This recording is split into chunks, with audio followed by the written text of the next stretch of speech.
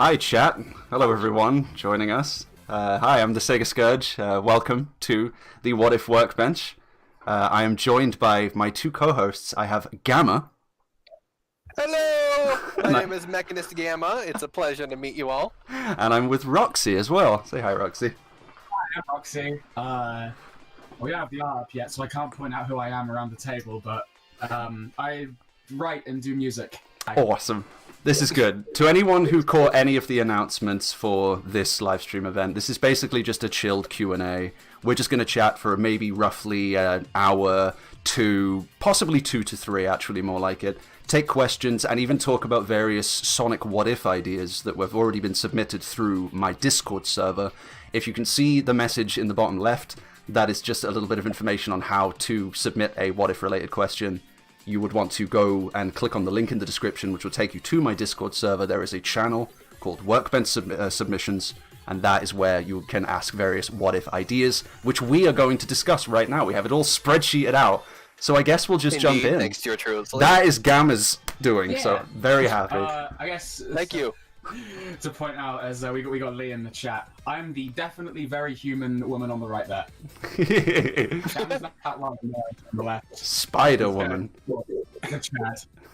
And I am the one on the left with the noise-canceling headphones and 6 circuit board shirt. Yeah. And we're As all... I said, you know, that nerd on the left. This is a very accurate image. We are all, in fact, gambling with Chaos Emeralds and World Rings right now. In real life. That's what we're doing while we're doing this stream. Yeah, it's like we just took them from timelines that don't exist anymore thanks to bad endings. Yeah. That's what we call a segue to our first topic of the night. Yes, please. Also, chat, by the way, I am checking, I'm looking at every message. I hope the audio's coming through good. If anything sounds weird, I might need a bit of input. I've got my friends here on Discord leveled out, I think, correctly to my voice. Hopefully no one's over-shouting each other. But I'll hopefully have input from you guys and the chat, so... Okay, let's go ahead. Rodicon asks, can we see the spreadsheet? I'm afraid not. We're going to be going through everything on our own, but this isn't something that we can leak right now, because we want to get to these one at a time. Yeah, we don't want to get overwhelmed in... these streams aren't even... They're not something I would do regularly, and it might possibly become a bi-regular thing, maybe every, I don't know, 2 months, something, like really bi-regular. Infrequent. This is a test, so we didn't want to get overwhelmed in one go, so spreadsheeting everything out is probably the best way to do it. But we will get to other questions and ideas as we go along. Indeed. Yeah. We can still add stuff while we're going along. Mm-hmm. So... as for the segue that I tried to make earlier, let's start off by talking about bad endings, right? Oh, yeah. Because that's a very common topic with these what-ifs. Yes. What I mean by a bad ending is like... Game.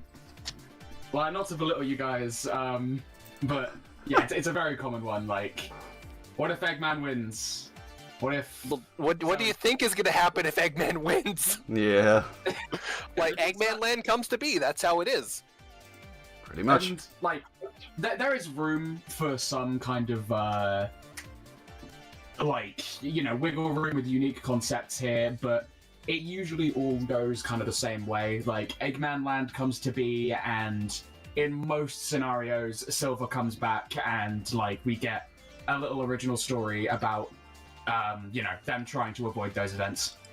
Yeah, it's... And then, like, in the case that it's not Eggman who wins, like, it's another villain, like Black Doom or Mephiles, things probably go much worse.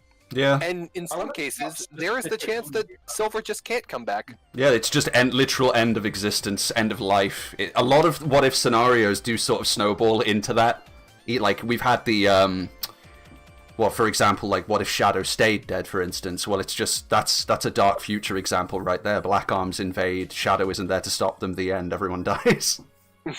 Yeah, so... Roxy has brought up the idea of a few times, like, Metal Sonic potentially... That's true, good in that continuity and becoming a hero, but, like, just sort of being the only one who can fight the Black Arms. But he wasn't in the events of Shadow, that's because he true. was, like, presumably recovering from the events of Heroes. Yes, yeah.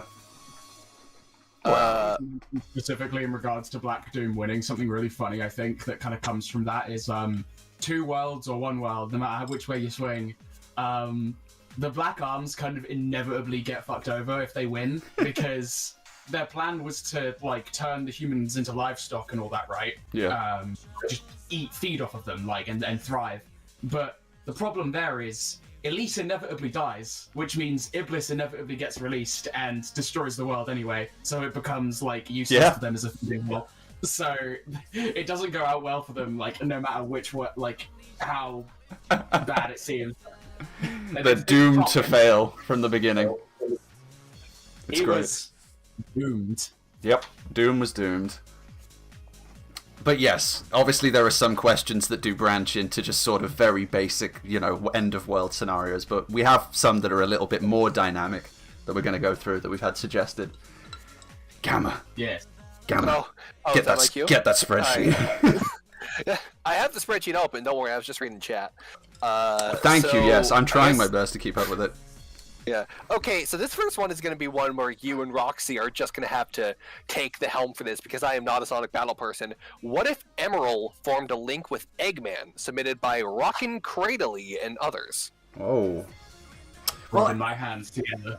Yeah, well, Eggman didn't grasp the understandings of how to form a link, did he? Like, he didn't understand that you had to display power. Some people would say that how would Eggman even display power in the first place, but we know that Gerald formed a link with Emerald without actually displaying any, like, energy power, like, from themselves. He just displayed also, the Eggman power... punched down a wall of ice in Well, that's Lost true. World. Yeah, but Gerald only had to display the power of, like, a toy gun to form a link with Emerald, so it's technically very easy. Eggman could have just shown one of his mech's abilities, and it would have formed a link with Eggman. I don't know how the story would change. What's your opinion, Roxy? Something I always kind of thought funny about, like, I always thought it was a bit dangerous to rely on outside sources to make a link with a Merle, because, yeah, he kind of went crazy with, outside sources, returning to his original programming and everything, but, when Eggman used the final Egg Blaster to turn Emerald over to his side, it always seemed to me that he wasn't really loyal to Eggman. He was loyal to the gun, because all he wanted to do was just keep firing it off. He wouldn't listen to Eggman's commands. That's true. So, if you try and go too far, like, Gerald, he used the toy gun, and that's like a very small display of power, and I doubt that anyone else tried to overwrite the link. I don't imagine any of the artificial chaos could have, gotten out and shown power to Emerald, because I'm pretty sure their outbreak happened after Emerald was already off the Ark. Mm-hmm. But yeah, besides that, I think unfortunately Eggman's link would be really brittle, and even if he was able to get a hold of Emerald, keep him in that one Chaos Emerald state, he's at best going to be able to throw an alright punch and pilot mechs, which makes him about as effective as Mechasonic, and liable to easily have his link overwritten by the likes of pretty much any of the main cast, which leads us into just a slightly differently flavoured battle. There's sadly not a lot that he could learn from Eggman, really, I guess. Yeah, here's an idea, though, right? What if instead of Eggman doing it himself, what if Chaos Gamma does it? It's true. They were kind of involved in the same procedure, right? Like, it was the Chaos Emerald experiment, TM. Yeah. Eggman made Chaos Gamma specifically to go along with those experiments, and then he discovered Emerald during the process. So, Chaos Gamma, he would basically just have a second Chaos Gamma kicking about. Pretty much. I guess the only problem is I don't think Chaos Gamma himself would be a very effective leader or mentor to Emerald, because he was already taking input from Eggman himself, so it's kind of like, it's Chinese whispers at that point. So Emerald might not be as effective, and even still, I don't think Chaos Gamma would be able to keep... he might be able to fend off a link being overwritten by the likes of, Team Rose, Tails, or whatever, but maybe even Knuckles, considering how that fight went. Then again, I mean, he was trapped. But Sonic and Shadow, I think, could easily still overwrite Chaos Gamma's link, so it's a bit of a problem for old Eggy. It's doomed from the start. I think, given the fact that, Emerald spent, a little bit of... Well, how do I put this? I'm trying to think of some version, some benefit of Eggman having Emerald, if it would help him in any way, but I can't think of anything. I just see it going horribly wrong somehow. I see Emerald overloading early somehow. How with the Death Egg cannon towards the ending, I just see that happening much earlier if Emerald was still with Eggman. Well, And that or it's like, or it's like Eggman tries. tries to go out on one of his like classic GBA style raid this random zone, fight Sonic. Sonic kicks Emerald literally once and suddenly gets a new son. Yeah. Like, even if hypothetically Emerald didn't go after all the emeralds, like if Eggman just said one emerald's enough, or maybe didn't even give him any emeralds at all and just used the baseline emerald power or something, either he's going to get defeated by Sonic and Shadow, and even if he lasted long enough for like there to be a big finale with Super Sonic or something, ironically Super Sonic's power would probably send Emerald into an overloaded state. Oh, yeah, entirely possible. So it's doomed. Like, there's no version of that would work out, so... Yeah. Even if Eggman was able to keep him hidden away and like chip away for it for like months, right? Like Squirrel and Chaos Emeralds out of jewelry stores, and like he just doesn't do anything in battle, just like pumping him all full of emeralds, like teaching him things.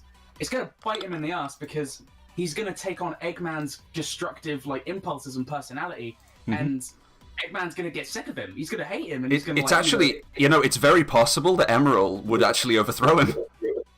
yeah. Oh god, it's the Android ending all over again.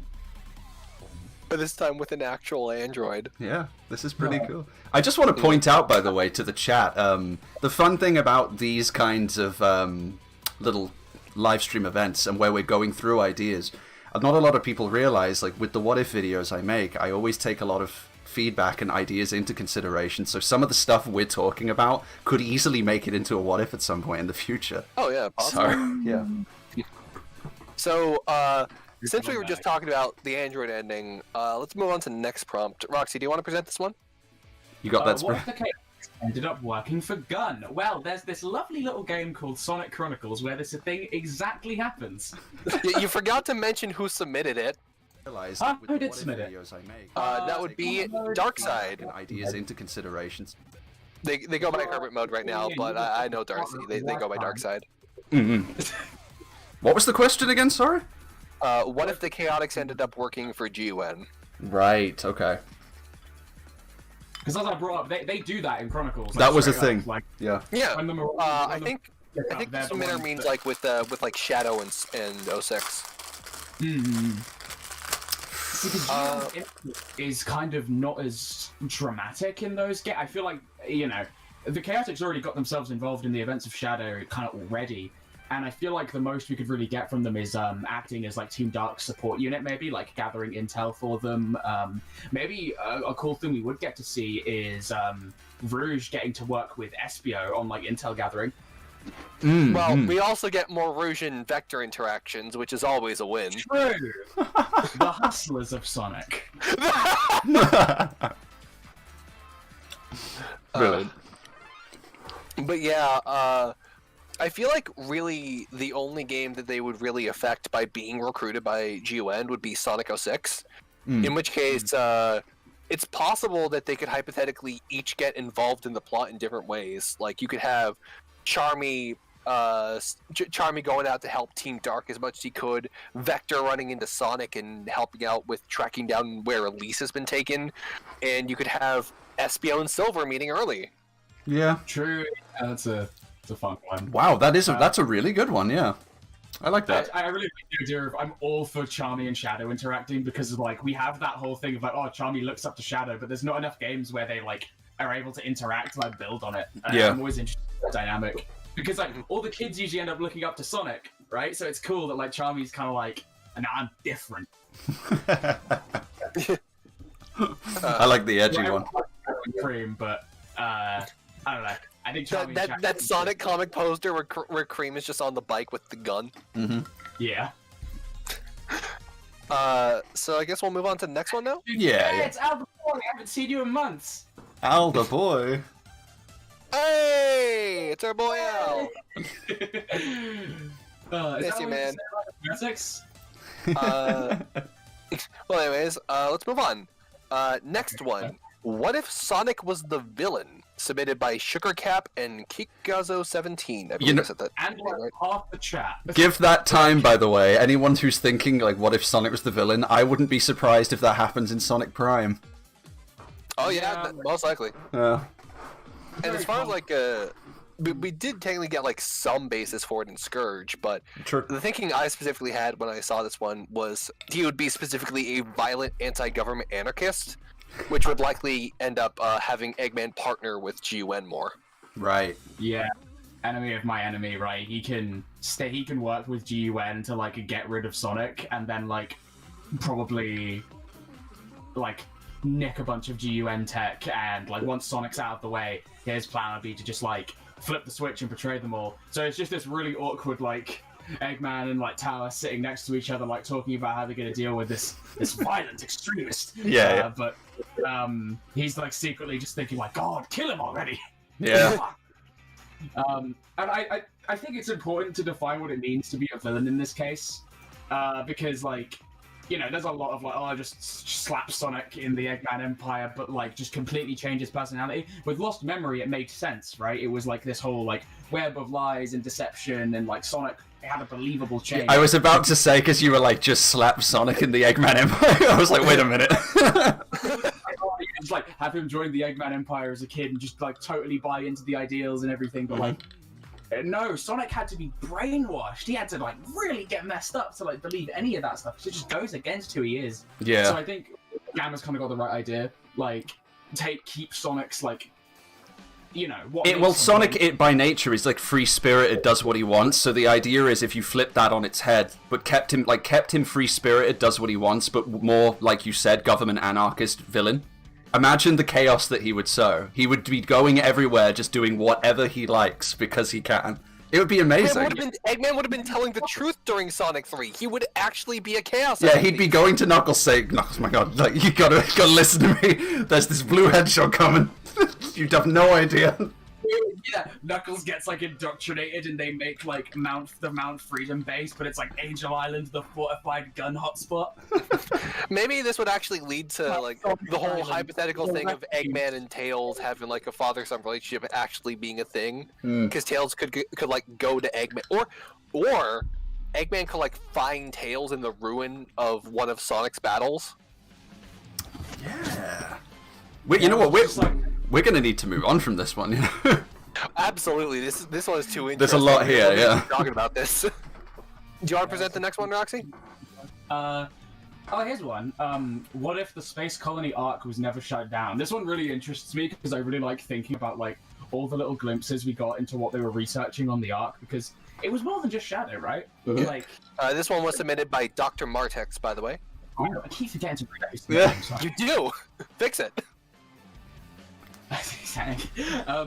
But yeah, ages ago, when this topic was brought up in the server, one of the couple of suggestions I had was, I think, I'm having some people have been saying that I'm quiet a little bit, Scourge. I don't know if there's any way you can. I'm really sorry. I've got you boosted all the way. I was gonna say, do you think you could like get a little bit closer to that microphone?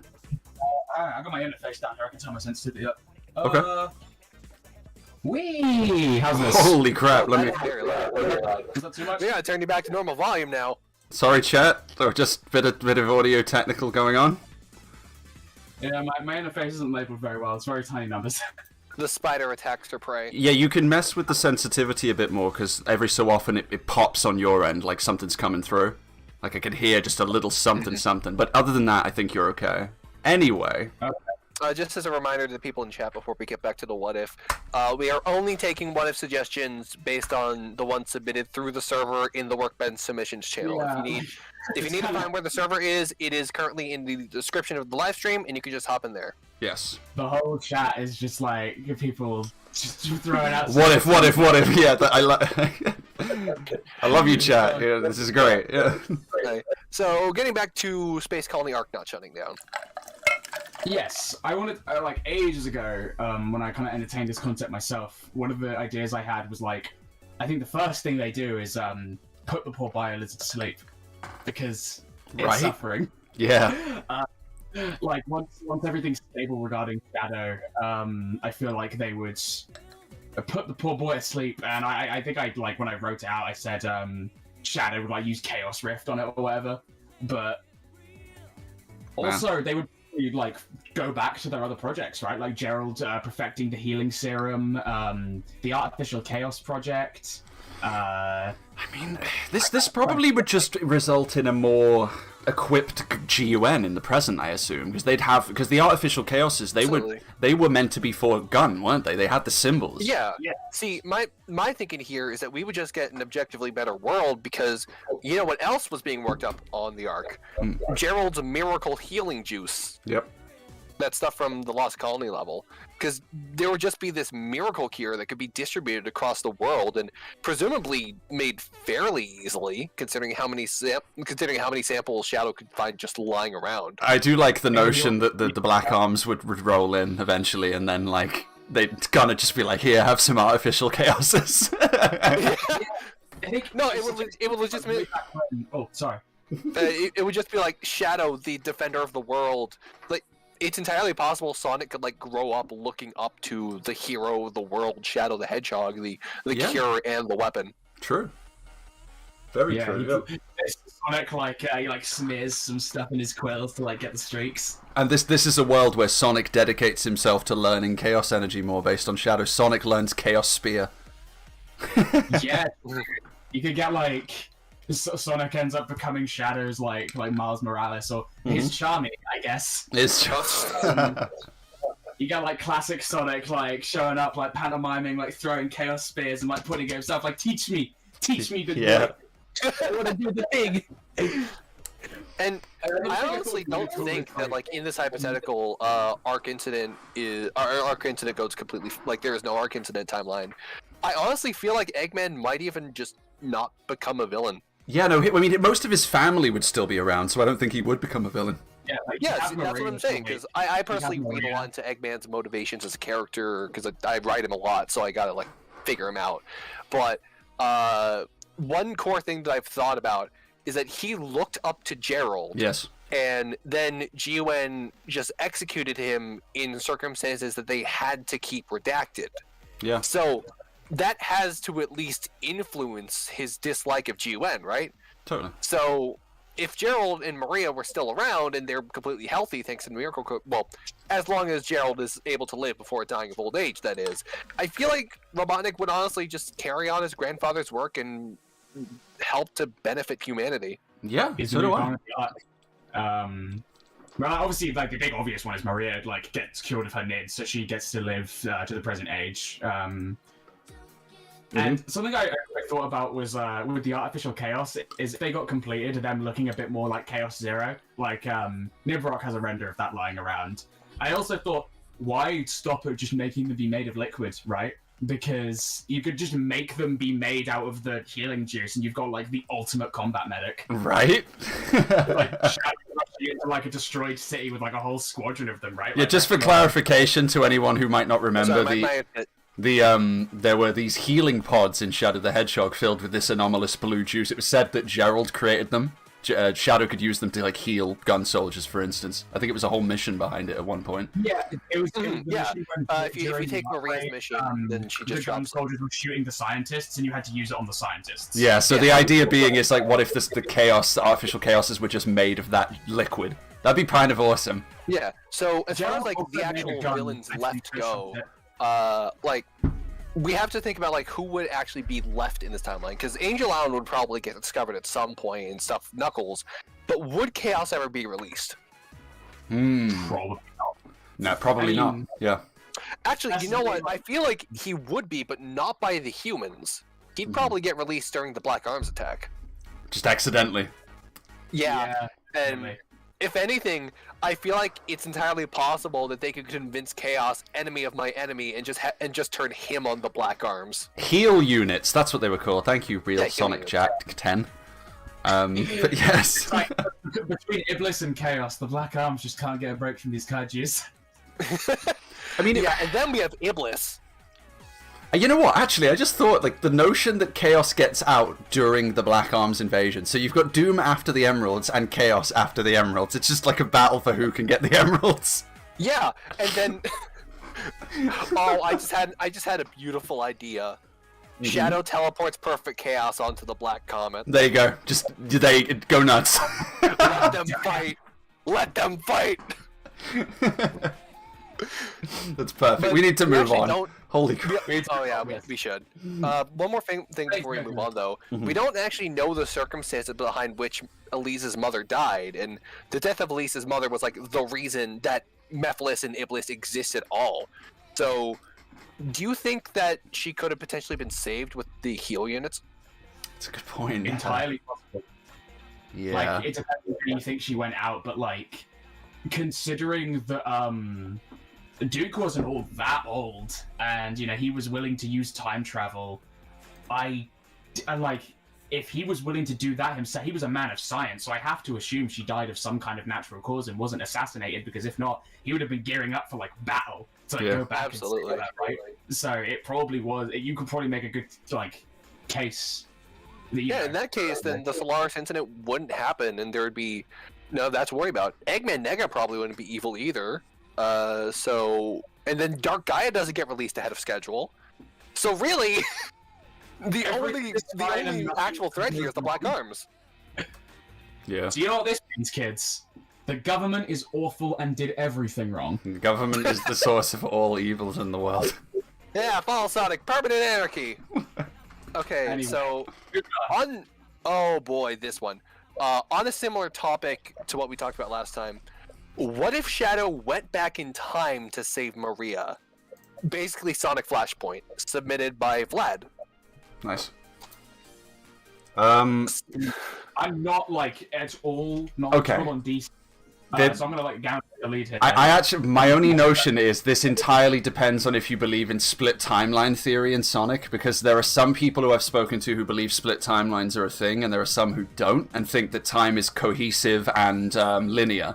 Like the idea that Silver travels to the past and influences the immediate future, and the future changes. He doesn't create an alternate timeline, so the idea is, would Shadow go back and create an alternate timeline when Maria's alive, or not? I actually have a thought on that. Like, Right. I may as well mention this here. I have the idea that there's two types of time travel in the Sonic universe. There is travel with 2 Chaos Emeralds, which does actually bring you between timelines, and that also lines up with the stuff that the Time Eater does, because we know that the Neo-Classic timeline is a thing. This is a whole nother conversation, but yes, go ahead. Yeah, but I think that like the manner Silver travels through time, that is within his own timeline. That does not create split timelines.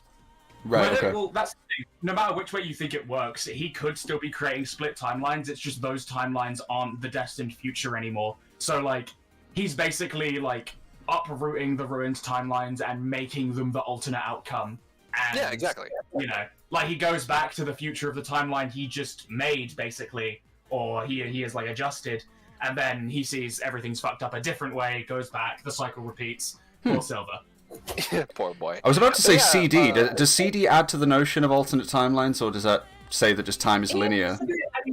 Because that's the time stones. I feel like can just kind of their whole thing is time. Chaos to Emerald time travel always felt to me like you were obtaining time travel through like just distortion and chaos, because that's what the Chaos Emeralds do. They distort space, and with that there is a level of muckery with time, whereas the time stones are in of themselves kind of like, you know, sacred, like chrono rocks. Like I feel like if you could use those to just flat out change all of time, but yeah, CD, I feel like the time travel only really like It's just a gameplay mechanic overall. Like, I don't know if we can figure out like the mechanics of how it works. By the way, Fury McPury in the chat is about to go make a pizza. That's so coincidental. I'm about to have pizza as well. That's so great. Eating on stream? That's a very challenge professional. Wait, Roxy, what did you say? I said I actually had a Domino's just before the stream, but I don't like pizza. So I'm about to have a Pizza Hut. Okay. Nice. Anyway, sorry, yeah. We should probably get back to the actual question now. That's true, yeah. What if there was pizza in Sonic? Sorry, go ahead. So the specific idea of like this whole Flashpoint illusion with the question is the idea that the specific suggester Vlad made was that Shadow going back in time to save Maria would cause a ripple effect, because Maria would just vanish. Okay. Or like presumably like the attack would end differently, like the arc incident would be considered a failure instead of a success. Mm-hmm. because Shadow escaped, and because he would probably go down and save his past self as well if he was doing all this. Yeah. So now that Shadow is out of the picture, Arcus is considered a failure. The world would probably get at least a little worse. Because I feel like the people in power would panic a lot more, and it would be a lot harder for Commander Tower to gain control and try and put They were GUN on already the right path. paranoid and freaking out regarding just the notion of Black Doom existing, right? Mhm. And like Gerald is already on such thin ice after Ramel's rampage.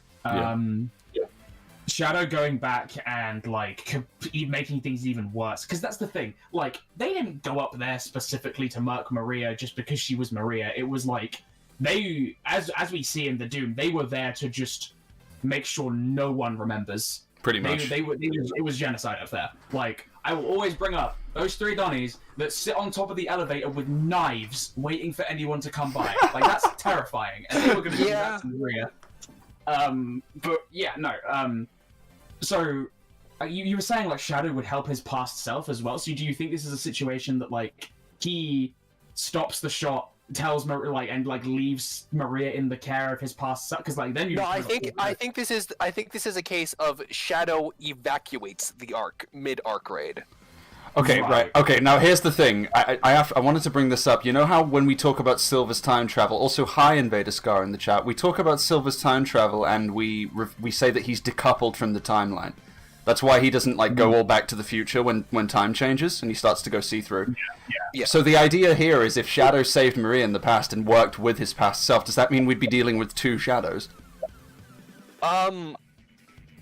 Either that or Shadow change, goes all see-through, and it's just claps his past self on the shoulder, saw you from here, little buddy. Well, what I could see happening is I could see a House of M Scarlet Witch situation happening, where Shadow saves his past self and then just vanishes before anyone can really figure out that there's 2 Shadows, and then he just goes off to hide somewhere and take actions in secret. I mean, again, that's a universe with 2 Shadows in it, and I think that's a future that means I swear there'd be no threats at that point. 2 Shadows, one of which knows all future events. So. Okay, but here's the thing, right? Original Shadow at that point just kind of has to take on a backseat mentor role, just so he doesn't completely mess everything up. Hey, maybe he flashes back to what he did to Old Infinite and thinks, maybe I'll just start wearing a mask. Yeah, there you go. Yep. I mean, there's a lot of stuff that changes with GUN being more forceful. Situation. Yeah. It's a convoluted one. Over you, Roxy. I'm sorry. I keep talking over everyone. I'm sorry. That's fine. I wander around a lot, so you probably hear my volume really fluctuating. I just can't sit still. Yeah, you need to sit down. Take a seat, Spider. But yeah, so what if GUN being a lot more forceful here, it means things are a lot harder and a lot more strict. So do you think they would potentially go after Angel Island? What, just to obtain the Master Emerald? Yeah. Right. Following old Pachacamac's footsteps, just we need weapons to deal with Shadow, the inevitability of the ultimate life form. Because if the GUN from 50 years ago keeps going as it is without Tower in the picture to help fix things, then I feel like because Tower's a kid, and if GUN is super paranoid and trying to stick to all these conservative ideas in order to try and keep what happened up there secret and fix things by just tracking down the former Arc people and just killing them all, that would probably lead to. That would probably lead to Sonic, Eggman, Tower, all of them having to take down the government. Well, I was gonna say if there was if it was the past GUN operating on a scorched earth policy, I feel if they came to Angel Island, they'd come to Angel Island not only to obtain something but to erase any mention of their presence. That means they'd try to kill Knuckles. They would drop Angel Island into the damn ocean. Yeah. Yeah. It would be bad. If Knuckles survives the onslaught, then he's just trapped at that point. Yeah. That's kind of awesome. Also, by the way, I'm really sorry. Roxy, could you do me a huge favor and turn up your sensitivity just a bit? Go on Discord audio and just turn it up a bit. Oh, here's a cool thought, actually. I'm gonna hang What on if, Emma.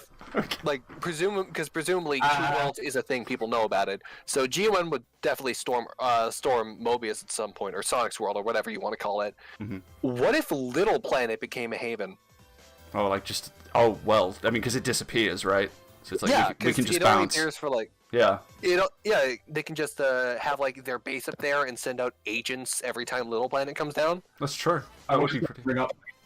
They could just go after anything at that point if Angel Island is on the table. Like, if they're able to... If they just comb the world looking for artifacts, there's no telling what kind of things they could discover. Like, there are traces of, like, magic existing. We could get, like, fucking GUN, like, magic division. Like, if they're willing to dip their toes into every power source just to try and, like...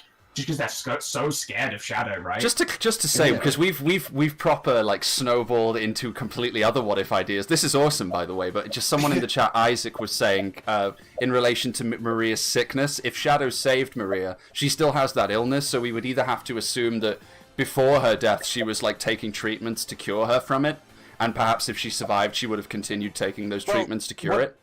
But what I would think is that if, like, Shadow evacuates everyone on the arc, right? So he takes his past self, he takes Maria, he takes Gerald. That should be all that's needed in order to finish the research on Shadow and develop a cure for Maria. Yeah, right. So she'd be fine no matter what. Gerald would be alive. Shadow's blood is there. Maria would live. That would be it. Yeah. Gerald is very old. Like, he says himself in, like, Shadow the Hedgehog that he's, like, really kind of getting on in, like, but right before the arc raid happens, where he starts, like, talking about, like, oh, I got mixed up with the polarity and, like, the control units of the artificial chaos, and that's where the outbreak happened. I don't know if I should still be doing this at my age, Shadow. Like, he says that in expert mode, and, like, the events of that canonicity aside, the whole VR training thing, that's still a really interesting thing to note, that, like, even in this instance, Gerald wouldn't be around much longer. Yeah. He's already quite up there in age. Yeah, I mentioned this with like the Arc Incident Never Happens thing too, which is like a much better timeline. That would also lead to like Gerald still dies of old age. Yeah. Yeah. And then either or Maria takes up his role, depending on how you think. But anyway, we should We need to jump. Yeah, we gotta move on. I can get the next one if you like, actually.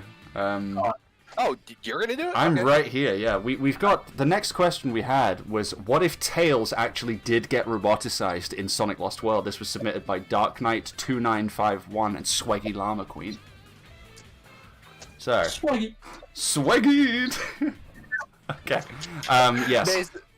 So basic premise here is like Tails doesn't get that toothpick that he needs to reprogram the computer, and he actually does get turned half machine. Yeah, it is kind of funny to think that Tails' entire survival hinges on the fact that Zomom left a sandwich there.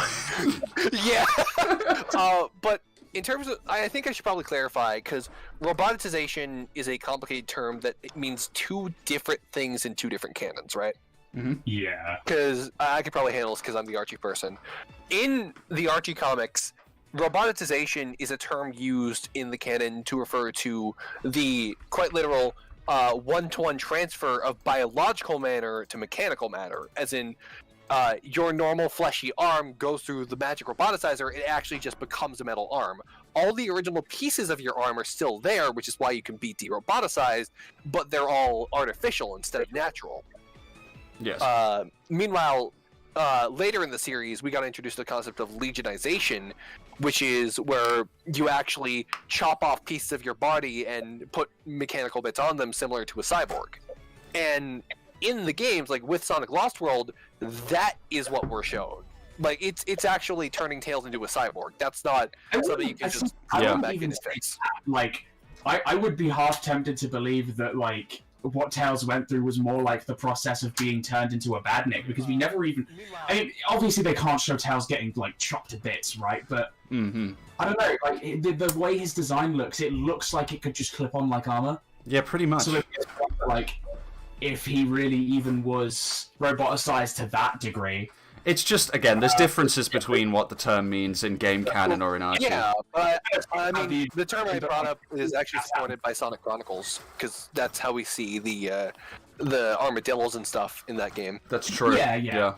I my head if those were also like that same design case. So that's the thing. I'm not saying it couldn't be that. I just think it's worth like noting that like it's not 100% certain that Tails literally got dismembered, because then it's like it kind of calls more into question. Well, how did we fix that? Like presumably, because what I think happened is that I think Tails like hollowed out the pieces. I think he made a suit instead of actually like chopping bits of himself off. I don't think there was any chopping involved, honestly.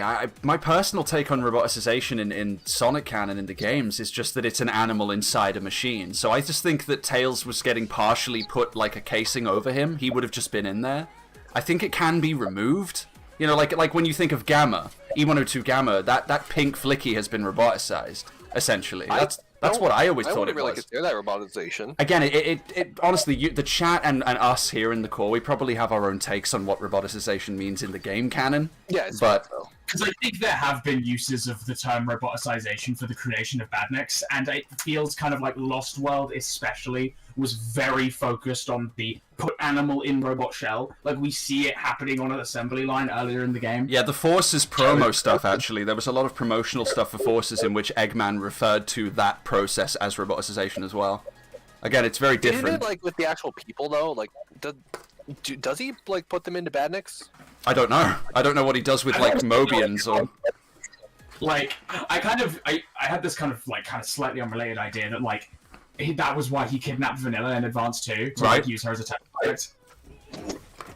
Let's see. Mm-hmm. Chop my back. So yeah. I guess since we had the notes here, going with the idea that it actually was like removing pieces of Tails and just replacing it with machine parts, there is actually a decently obvious fix to it, established as far back as Sonic 1. Mm-hmm. Yep. The magic gems of the Chaos Emeralds.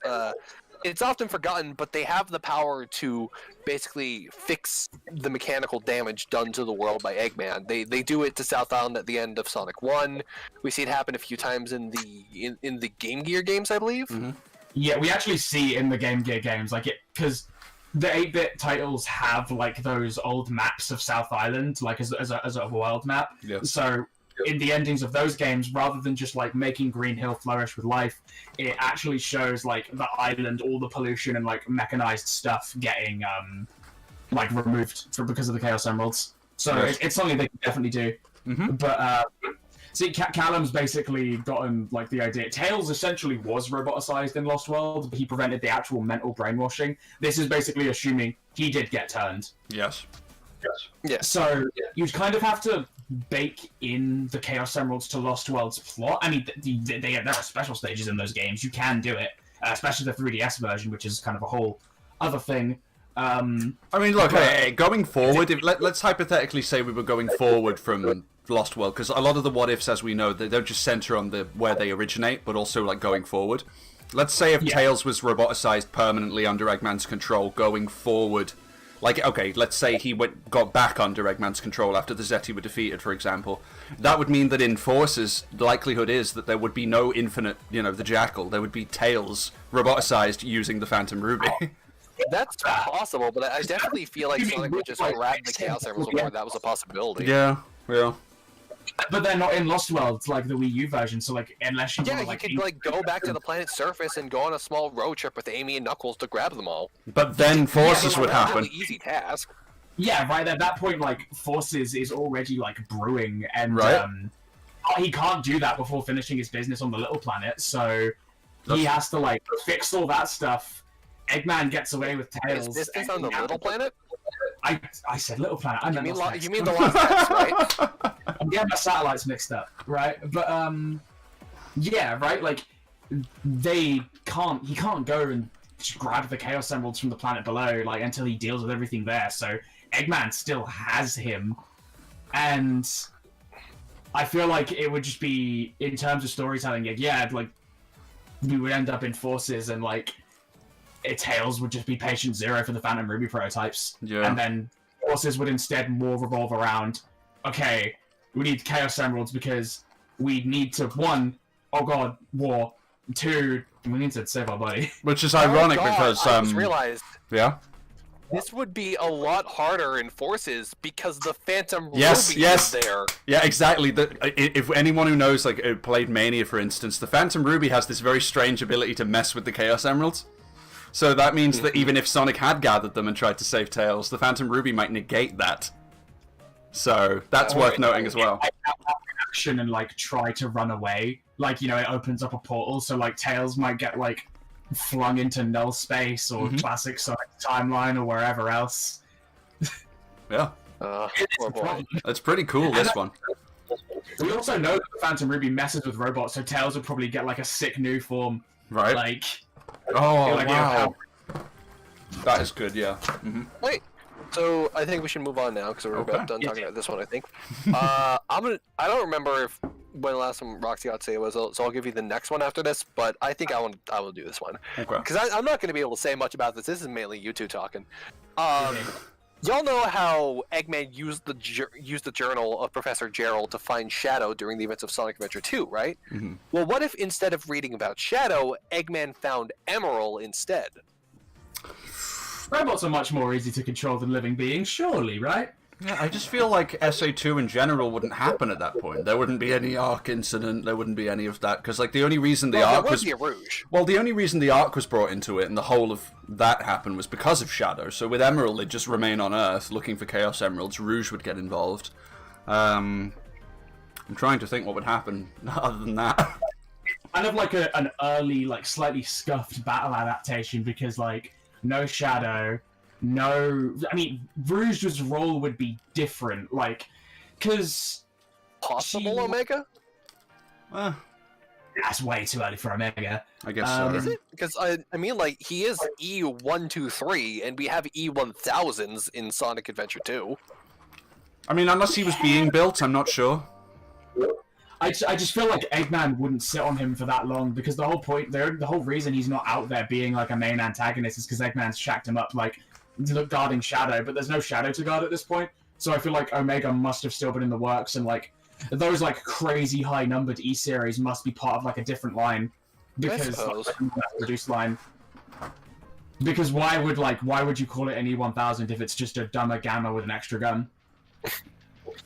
I think this question kind of is in relation to, I kind of compare it to the last question we had about Emerald, which we know how we talked about how if he was under Eggman's control, one way or another, he's getting fucked basically. there's no upside to this. He would get defeated eventually or overload. I pulled a Roxy. I forgot to say who submitted this. This question was submitted by Loki though. Okay. Loki, See, Gamma, you did it now too. This is.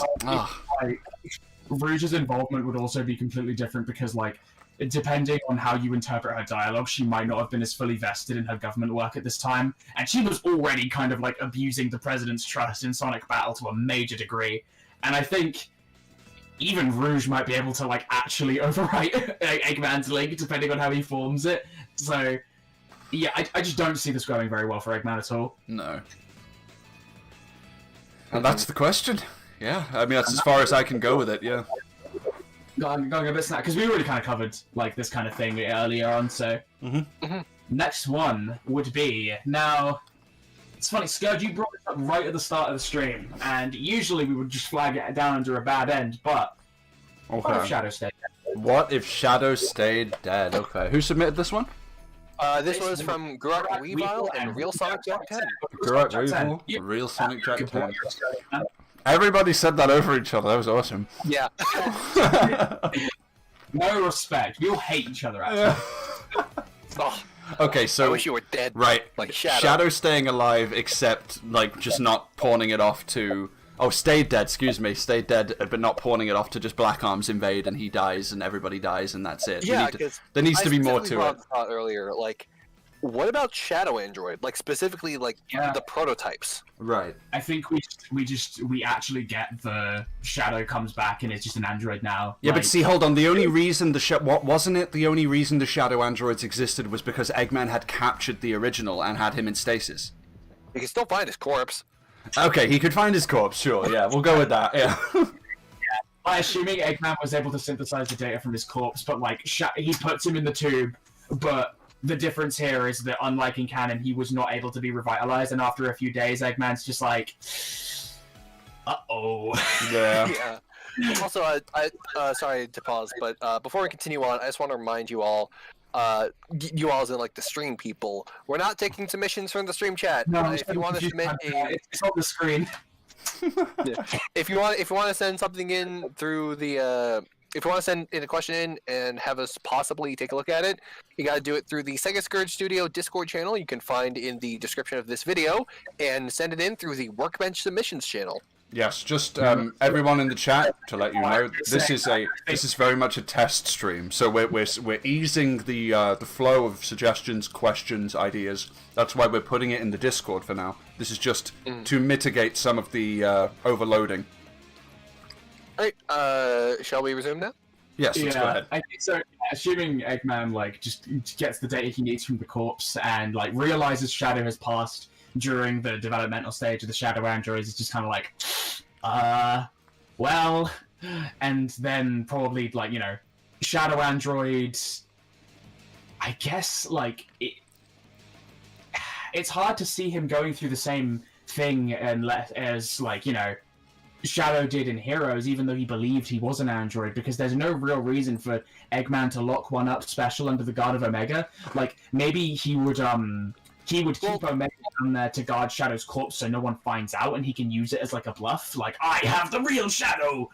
Well, I mean, there is hypothetically like a reason, because one of our members of the studio, Nautilus, has talked a fair bit about the perfected Shadow prototypes, specifically like the ones from the multiplayer mode.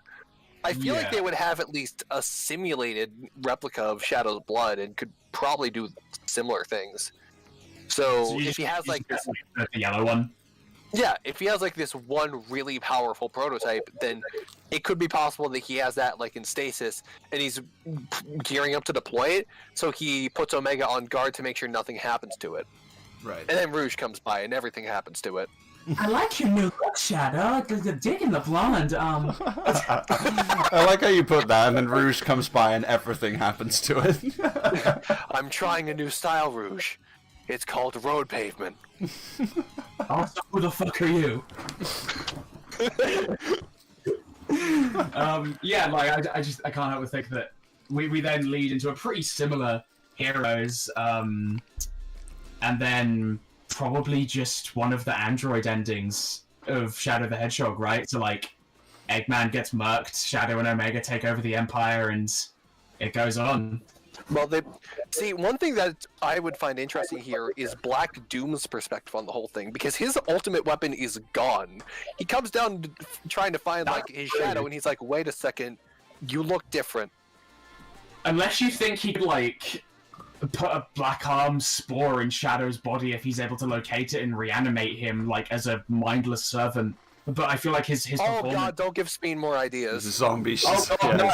It's like those ants that get infected by the spores. Yeah. It's kind of terrifying. I don't think he'd take in an android Shadow. I think obviously Doom having the connection with the rest of the Black Arms, he'd feel if it was the real Shadow. Oh, absolutely. He'd instantly go, "You're not the real Shadow, get the hell out of here." Actually, that would be an advantage Eggman would have, right? Because he could, like, hold the hypothetical real Shadow as ransom, and then we could have Shadow going through his, like, "Am I an android too?" thing, while Eggman just secretly has a corpse on standby. Pretty much. And I guess the Black Arms would just go about looking for the emeralds. I'm the ultimate life form. I'm very real alive. Weekend at Eggman's.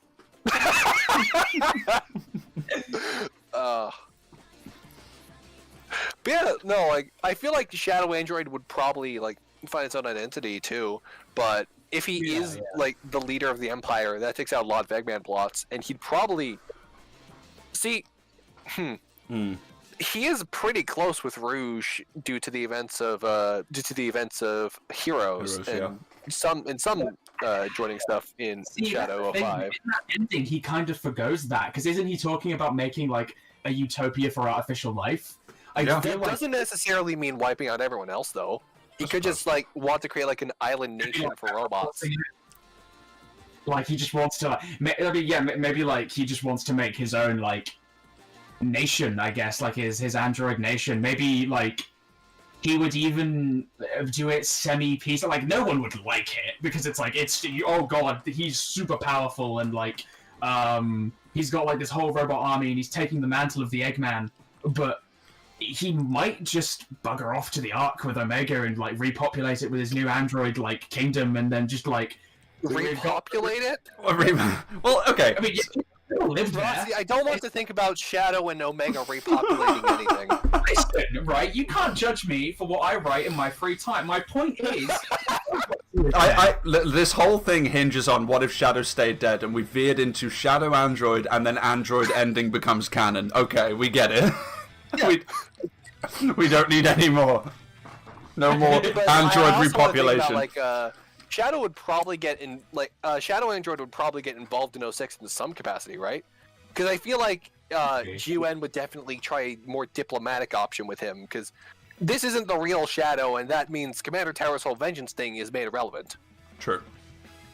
You don't get closure, old man. Fuck you.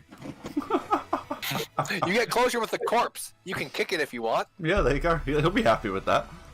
Yeah. He smells just as much as I imagined him to. we should probably move on. Yeah. Next question. Did I read off the last question, or did you? I did. Oh, okay. Yes. In that case, this is What If Knuckles Had Stayed an Antagonist? Submitted by our friends FireRedXY and Amelia. Based Amelia. Okay, well, if he'd stayed an antagonist, I guess that would mean that he would be mostly working with Eggman in other scenarios as well. Well, see, my thinking here is, like, Knuckles wouldn't actually learn that Eggman had deceived him. Mm-hmm. So, like, it's entirely possible Eggman would be like, you know what if I actually don't take the Master Emerald, but I build around it? Right. Yeah. He, like, advances Angel Island. It's like what we were talking about, how, like, in that one other AU, like, maybe Gunn would, like, mechanize Angel Island as a flying fortress. Eggman, that would definitely be his ideal. And, he would just kind of, yeah, like you say, why bother stealing the Master Emerald when I can base everything around it and keep up this web of lies around Knuckles, painting Sonic as the villain? Yeah. I'm sure he would have, like, some problems with mechanizing it, but at the same time. Though, actually, come to think of it, what if, like, what would happen if Eggman learned how the defenses of Angel Island operated and used that to defend his base? Yeah, like, he just gets Knuckles to teach it, because Knuckles, in the classic era especially, he was known for being, like, tricksy, right? He set all those traps, and they even have that bit in, I think it was the US manual, kind of explaining, like, the poor collision in some areas of the game of, that rotten Eggman's got traps everywhere, you'll have to use your Genesis reset button if you get stuck in the floor. That's a really way to explain away bugs. Yeah, like, he could probably maybe learn a thing or two from Knuckles, and, like, this was a very old headcanon that I had from, like, years back, but I always wondered, like, who taught Knuckles English? Do you think it was Eggman?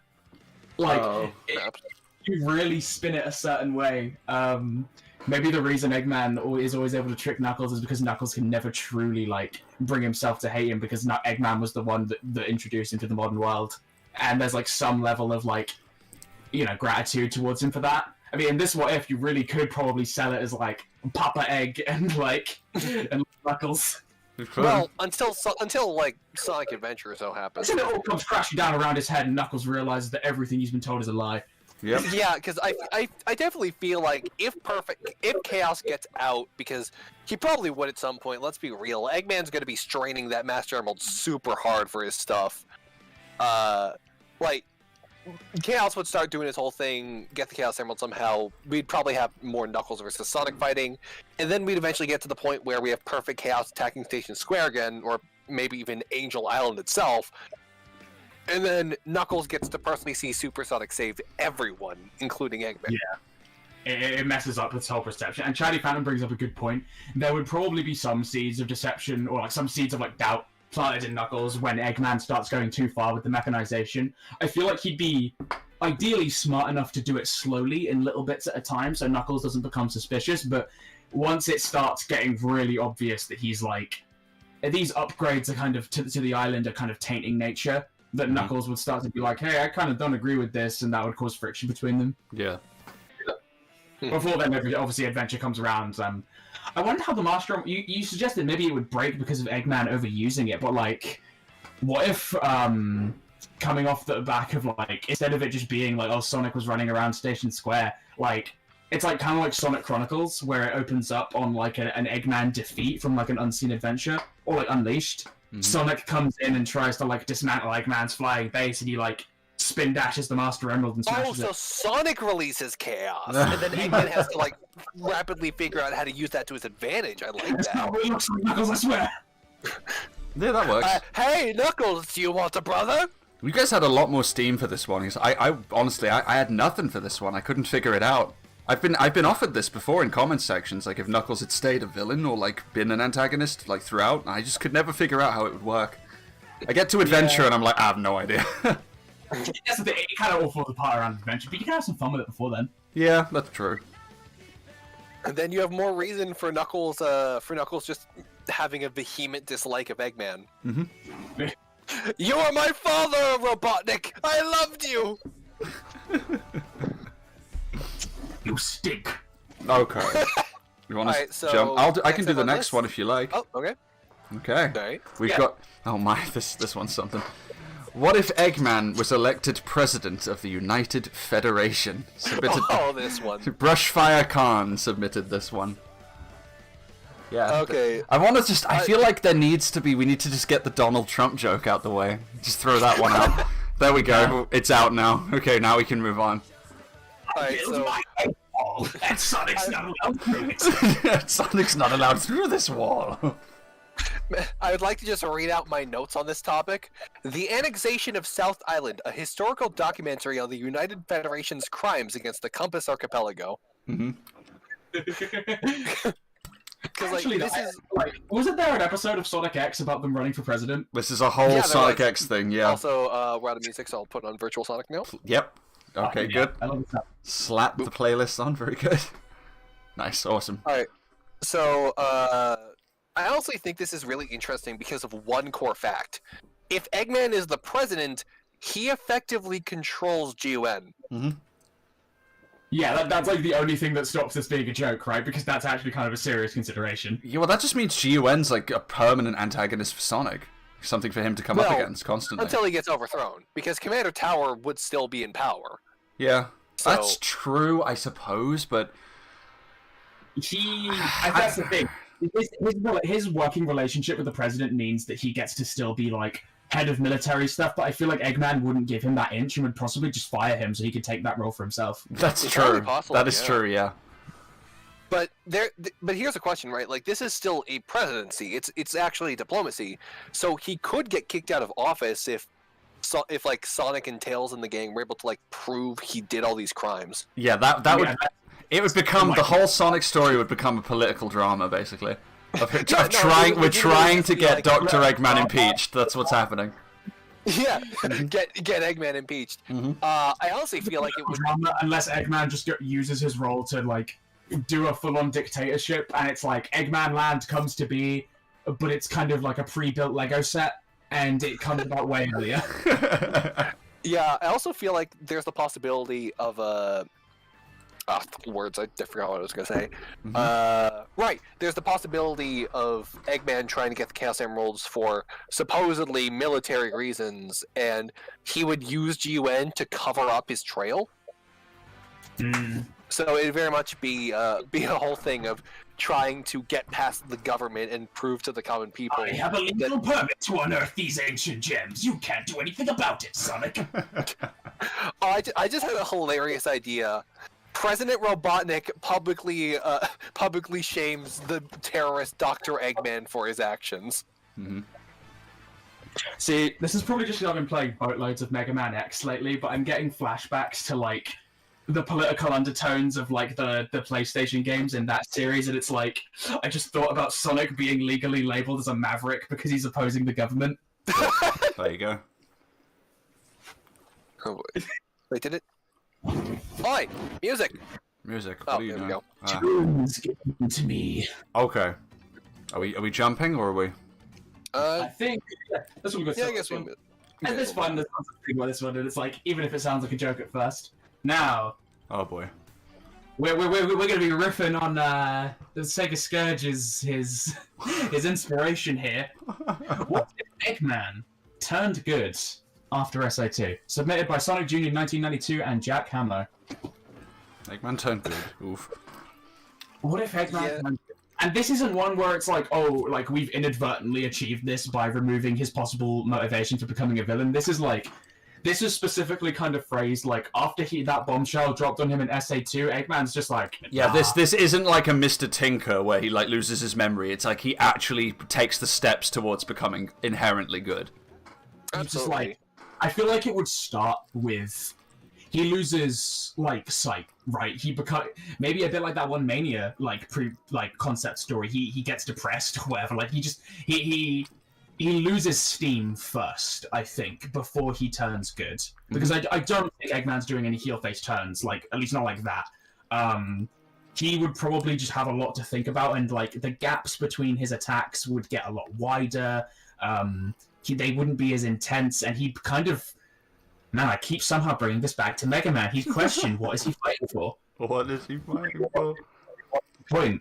Like, he did it all because, like, he was angry and, like, you know, they took everything. They took his family, and, like, he developed that drive for destruction when he realized that he could use what his grandfather did to you know, get what he wants. But then he realized, look at what happens when you go too far down that path. You see your grandfather, like, malnourished in a cell with guns pointing at him, like, declaring that he'd, like, has lost hope in humanity. Like, that's... Yeah. Terrifying, thinking that's where you might end up. So I feel like that's what would get him. It would be the fear of, like, ending up like Gerald, and that would make him lose steam. Yeah. And then maybe once the gang start picking up on it, they'd be like, do you even still want to do this? And maybe he might just go radio silent until we get something like the Black Arms Invasion. Yeah, I think I was going to say Black Arms Invasion would actually be, even if he disappeared after SA2 and like Heroes didn't happen, I think Black Arms Invasion would where he'd resurface again. Absolutely, Yeah. but like here's my thing, right? I feel like Heroes would happen like for two reasons. One, like first is kind of a joke, so I'll get it out of the way. Eggman's like gearing up. He's like, okay, I've done a lot of wrong. I'm gonna go fix the world, make things better. And Metal instantly throws him in the closet. Yeah. Okay. Yeah. Mm-hmm. And then like for the other reason, going by the whole father-son thing that the two have, it's entirely possible that Metal could be trying to cheer up his father, like prove you can still do this. This is your dream, and he's like, no, it's not anymore. This isn't right. Stop it. I'm going to do it anyways. And Heroes happens, and we'd probably see like, oh shoot, because that would actually change a lot of the Chaotix' motivations, right? Yeah, no, this is the truly best timeline because Eggman gives the Chaotix their money. Yeah, he actually pays them. Yeah. Nice. Okay. Cool. And it's Gets to eat tonight. wait, I just had the hilarious idea, like in Shadow of 5, like Shadow's like, or like Rouge or someone is like arguing with like Vector. He is pure evil and cannot be trusted. I mean, he paid us. Mm-hmm. He pays our rent, Rouge. What do you want? Because we don't have to eat Charmy. What? But yeah, he'd probably like make an alliance with G-Wen even to fight the Black Arms and try and get him out of the planet. Undoubtedly. Yeah. Mm-hmm. Yeah, and like even if he isn't like in the right mind to fight himself, he's just rocks up to Tower, and Tower's like, oh shit, it's Eggman, and he's just like snaps his fingers and like brings in like a wave of egg pawns, just like, they're yours, Abraham. Do what you want. Yeah. Oh my goodness! I just thought, oh wow, Diablon was in the prototype stage. Just imagine how much more powerful it would have got if they had Eggman with them. Oh, absolutely. Yeah. Like even then, like I feel like the working relationship between Tower and Eggman would be very interesting, because I do think that if Eggman really wanted like in the aftermath of this whole Black Arms invasion, Eggman would like would effectively either turn himself in or get arrested, and Tower would probably like hear him out, listen to what Eggman's saying, and then probably put him to work as like a well, you know how there's like those prison jobs, right? That, but instead of like a prison job, he's just working for Tower as the lead mechanic and the strategist. Because if he's willing, then he's kind of too much of an asset to just let him rot away. Yeah. For Exactly. Especially in the state of the world of the Black Arms invasion, they kind of need everything they can get. Mm-hmm. So. And then you consider this is the man that can like create like. And then you consider this is the man who can make like that freaking cannon from Sonic Battle. Like he can make some big weapons, and GON might need them if stuff like the Black Arms ever shows I don't up. want to go anything near my grandfather made, but I'll just make a new gun, and we can shoot the Black Arms with that. Yeah, oh my goodness, yeah, you know what? That's a good point. If he could make, like, the cannon from Sonic Battle, the one capable of destroying small stars, the Black Comet would be doomed. It wouldn't absolutely. They wouldn't even need the Eclipse cannon at that point. That's Or you hilarious. could do like a double shot. Yeah. Like, because Shadow's still off doing his own thing. It could be really cool to have like a coordinated scene of just two lasers firing from like the Earth and the Ark at the same time, meeting up with the Black Comet. No, I imagine it'd be like the Black Arms take control of the Space Colony Ark. They're about to fire at Central City, but Eggman has his cannon from the ground, and they collide. It's like a beam struggle from Dragon Ball Z. Yeah! That's cool. Oh, and then there's like after the Black Arms threat gets resolved, because of course it would. Eggman is now joining the hero side. There is no question. Mm-hmm. It's entirely possible that we could get like we could get Eggman participating in the events of 06 as well, because he doesn't attack, so Sonic doesn't have an inciting incident. But it's possible like Eggman could reach out to Sonic instead to try and get him help with stuff. Mm-hmm. Hey, like we heard about some shit with Shadow and this Nephilis guy. You should probably go help him out. Yeah, 'cause, Yeah. like, Shadow's story starts before the events of Sonic's story, right? It does. Yes, that is true. Yeah. Yeah, in that case, like Sonic's story could legitimately just be like Eggman flies down in the middle of the in the middle of the festival. It's like, hey, I kind of need to talk to you. Please put your fists down. I'm not here to fight. Yeah. Looks like a boxing stance. He's ready to go. Oh, and then Lost World could be really interesting as like a joint op.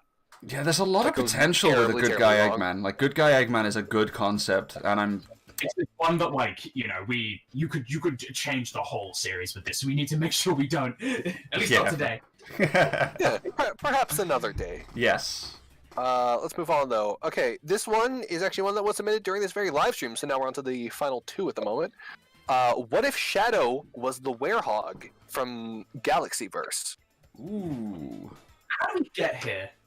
That's what I'm See- thinking. Yeah, that's like the idea I would have, is that instead of Sonic going up to deal with that fleet, that would be Shadow deployed with like a GUN squad, and he probably has like the Chaos Emeralds from something. Which seems pretty reasonable going by what we know of modern Shadow, just flying into danger because he wants a challenge. I mean, if we're going by modern Shadow, right, then at least it would line up. And even then, he would probably have like his squad backing him up for That's like the true. fleet, like Team Dark and probably like Spider Troop or someone. Yeah, if he's on Earth in the first place, Himself. yeah. He is. If we know, apparently, according to if we're abiding by canon, whatever, apparently Team Dark doesn't work for GUN, but whatever. Either way, they'd be collaborating on this effort. Okay, Scourge, correction there. They don't work for GUN as agents, but GUN They are. can still hire them. They as can hire mercenaries. them as mercenaries, exactly. That's where I was going with that, yes. They are mercenaries for GUN, and I like that. So yeah, GUN would still be involved. But then again, I'm trying to think, like... Shadow becoming the werehog, I feel like everybody's there. What if Rouge became, like... there'd have to be some very specific scenario with Shadow going super.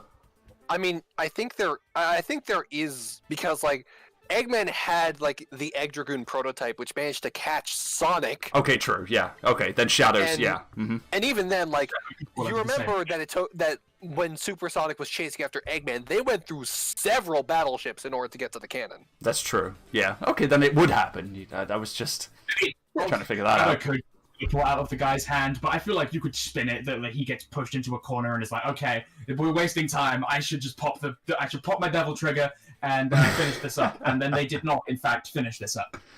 Oh, actually, here's a thought though, right? Mm-hmm. Because the in-game explanation for why Sonic is able to control the werehog is because of his inner light, like his unshakable resolve and his hero spirit and all that. Okay, yeah. Shadow doesn't have that. That's true. Yeah, he might get corrupted by it. He would probably have stuff like we saw in Flynn's take on the Werehog, where he has those violent outbursts and like needs to like control himself. Yes, yeah, exactly. Omega versus Shadhog. Oh yeah. Wrestle. Well, I mean, Dude, I doubt. how good time event. Like you gotta mash the button to like freaking flip Omega. Please stop fighting. I do not want to have to crush your skull. Would Chip even be involved in the story at that point? I mean, yeah, because like he would still have like the Emerald Dome fall to the planet. So and considering that it's still ejected out of the same window at the same altitude, he would definitely land in the same place. So he'd probably be the one fighting Chip instead. That's true. I think it think wouldn't be called Chip. no matter what, I think that this resolves. It would resolve in a very similar way to Unleashed, with like that, confronting Dark Gaia. Eventually, that essence of Dark Gaia would probably leave him. I assume. Absolutely. Yeah. I feel like the big thing here is that Shadow would work with G-Wen a lot. That's true. Yeah. Because G-Wen would probably scout out where the temples are and like they'd deploy Shadow in these places. So that's how you'd get around him not having like a little buddy with a tornado to ferry him around. Mm-hmm. He just gets like a dropship. Yep. That's the VIP treatment. That's better than the tornado. He just gets the kick until the egg cauldron shows up. Then they have to do some sky chase nonsense. Okay. Well, there is that, but also like with Shadow going around to fix the world, he definitely have Rouge and Omega at his side the entire time, and with Gion's resources, he'd be able to figure out where everything is really easily. Mm-hmm. Like he probably wouldn't even need to search much. Like he'd have small squads going out to these villages trying to find people on their own and contacting Shadow when he's done. But at the same time, it'd probably be Sorry, I'll come in after you. Sorry. But at the same time, it'd probably be pretty hard to to actually coordinate stuff, because as we see in post Super Genesis Wave Archie Sonic, G-Wen during the events of Unleashed was like dealing with the fault lines. They had everyone in the action and like protecting the towns at night, and it was really like they could not focus on the Gaia temples in Archie because they were so busy doing everything else. Yeah. Mm. If we go with that explanation, then it would probably be pretty tough. I mean, you have Rouge to kind of fill in for the info gathering stuff on that side there. But before we get into that stuff, one thing, this came up before, actually, when we were talking about this in the studio server. Shadow getting the Chaos Energy drained might kill him, or at least put him in like a very weakened state during the day. Fine, he has his rings on. Yeah, we'll go with that. He tell you what, yeah, he probably needs those rings unless he's gonna, like, if he takes those off, he'd probably just drop, right? But, I think, yeah, I could see him being, like, weakened during the day at most, but I think he'd be able to survive. Yes. It could be a case in, battle. Yeah, I was gonna say, battle, when he's injured, he's not at full strength. Mm-hmm. Which would also explain why, the Werehog would be a benefit to him if he could maintain his rationale enough. Because I feel like Shadow would probably be able to have some level of control through sheer stubbornness. But I also feel like if he gets into a boss fight or something, he tells Rouge and Omega to leave and lock the door behind him, locks himself in with the boss, and just lets go. Yep. Yeah, because if he gets angry, then he probably struggles to come down from it because of the Dark Gaia corruption, amplifying his negative emotions, which doesn't just apply to anger. Nobody remind him of Mario at night. He's probably gonna lock himself up for days. Right. I'm assuming with the Chaos Emeralds the way they are in Unleashed as well, that some of Shadow's Chaos abilities would be stilted or just unusable completely. Well, he would need at least one restore, but he wouldn't be able to hold on to them. Yeah, that's true. Because he needs to leave them in the temples. Yeah. So, if anything, it's entirely possible that the only means of using it could be a resource management thing, because G-Wen has Chaos Drives. They could probably make fake Chaos Emeralds based on Tails' designs, so Shadow could have, this whole daytime gimmick of resource conservation. Mm-hmm. That'd be interesting. Shadow just runs out of juice and becomes, exhausted. You need to, find Chaos Drives. Maybe, yeah. It's an endless runner! It's an endless runner. Sonic Factory. Yeah, no, I think, you'd probably just have you probably wouldn't be able to get, energy from defeating enemies, or you'd have to, pick up Chaos Drives and stuff. It'd be really interesting. It seems like such a simple change, but it really does add a lot. I know a lot of people are saying, would Shadow's Black Arms DNA mutate it? There's a chance. Sonic just turns into a big monstrous version of himself. Shadow might, like, his stripes might kind of curl, kind of like what happened when Black Shadow... spoilers for what if Sonic lost his memory. What happened when Black Shadow went super. That kind of thing. Yes. Perhaps. I say we jump. Yeah, I don't think like the end game would change much. If anything, Fretch. Yes. He's just got a weird body now. yeah. I feel like the whole of Unleashed just goes a bit easier aside from the whole rage thing, but Omega and Rouge can handle that. Yeah. But because Super Shadow could totally take Black Doom alongside the Gaia Colossus. The only thing that I wonder about is how would Chip... Wait, you just said Black Doom and not... Super Shadow can take Black Doom along the Gaia Colossus. Wow. Okay, But Dark yeah, Gaia.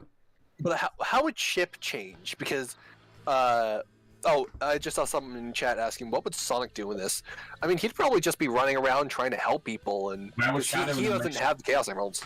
Right? Like, it's like the same question, like, where was Shadow doing? And he's probably, like, running around, like, helping kittens in trees and just, like, you know, doing what he can. Because, I mean, it's no fun running around when the world's in disaster. Oh, you know what he'd probably do, though? He'd probably, like, hook up Tails and free the Professor. Because Shadow would not be interested in that. Yeah, he has no reason to. Invader Scar in the chat just suggested the possibility that Shadow's slight Black Arms DNA would also be mutated by the Dark Gaia energy as well. Yeah, we were talking about that earlier, like... Yeah, we mentioned that. Maybe instead of becoming furry, he becomes, like, scaly. Yeah, that would be pretty awesome, actually, yeah. Maybe like Papa. Yeah, like... I feel like the obvious answer here for what happens with Chip is that Chip just gets the worst 3 parents possible. Yep, pretty much. I'm wondering, like, they go to the ice cream shop, and, like, I was trying to think of a name, like, this whole time until you mentioned it earlier, and I couldn't shake the idea of, like, Rouge picking out, like, some sundae and, like, looking at it next to Chip and being like, Cherry. Huh. I feel like Rouge would totally be the team mom here, though. I mean, she wasn't that great of a mum to Amal, but even he accepted her at the end, so I feel like maybe she's learned. Yeah, she's definitely learned some lessons from Emerald and would probably try and put those into practice with Chip. Shadow could not care less. Oh god, I just had a hilarious mental image. Small fuzzy thing. This is how you crush a head. Yep, pretty much. Mr. Omega, I don't like this at all. No, Too bad, you're going to learn.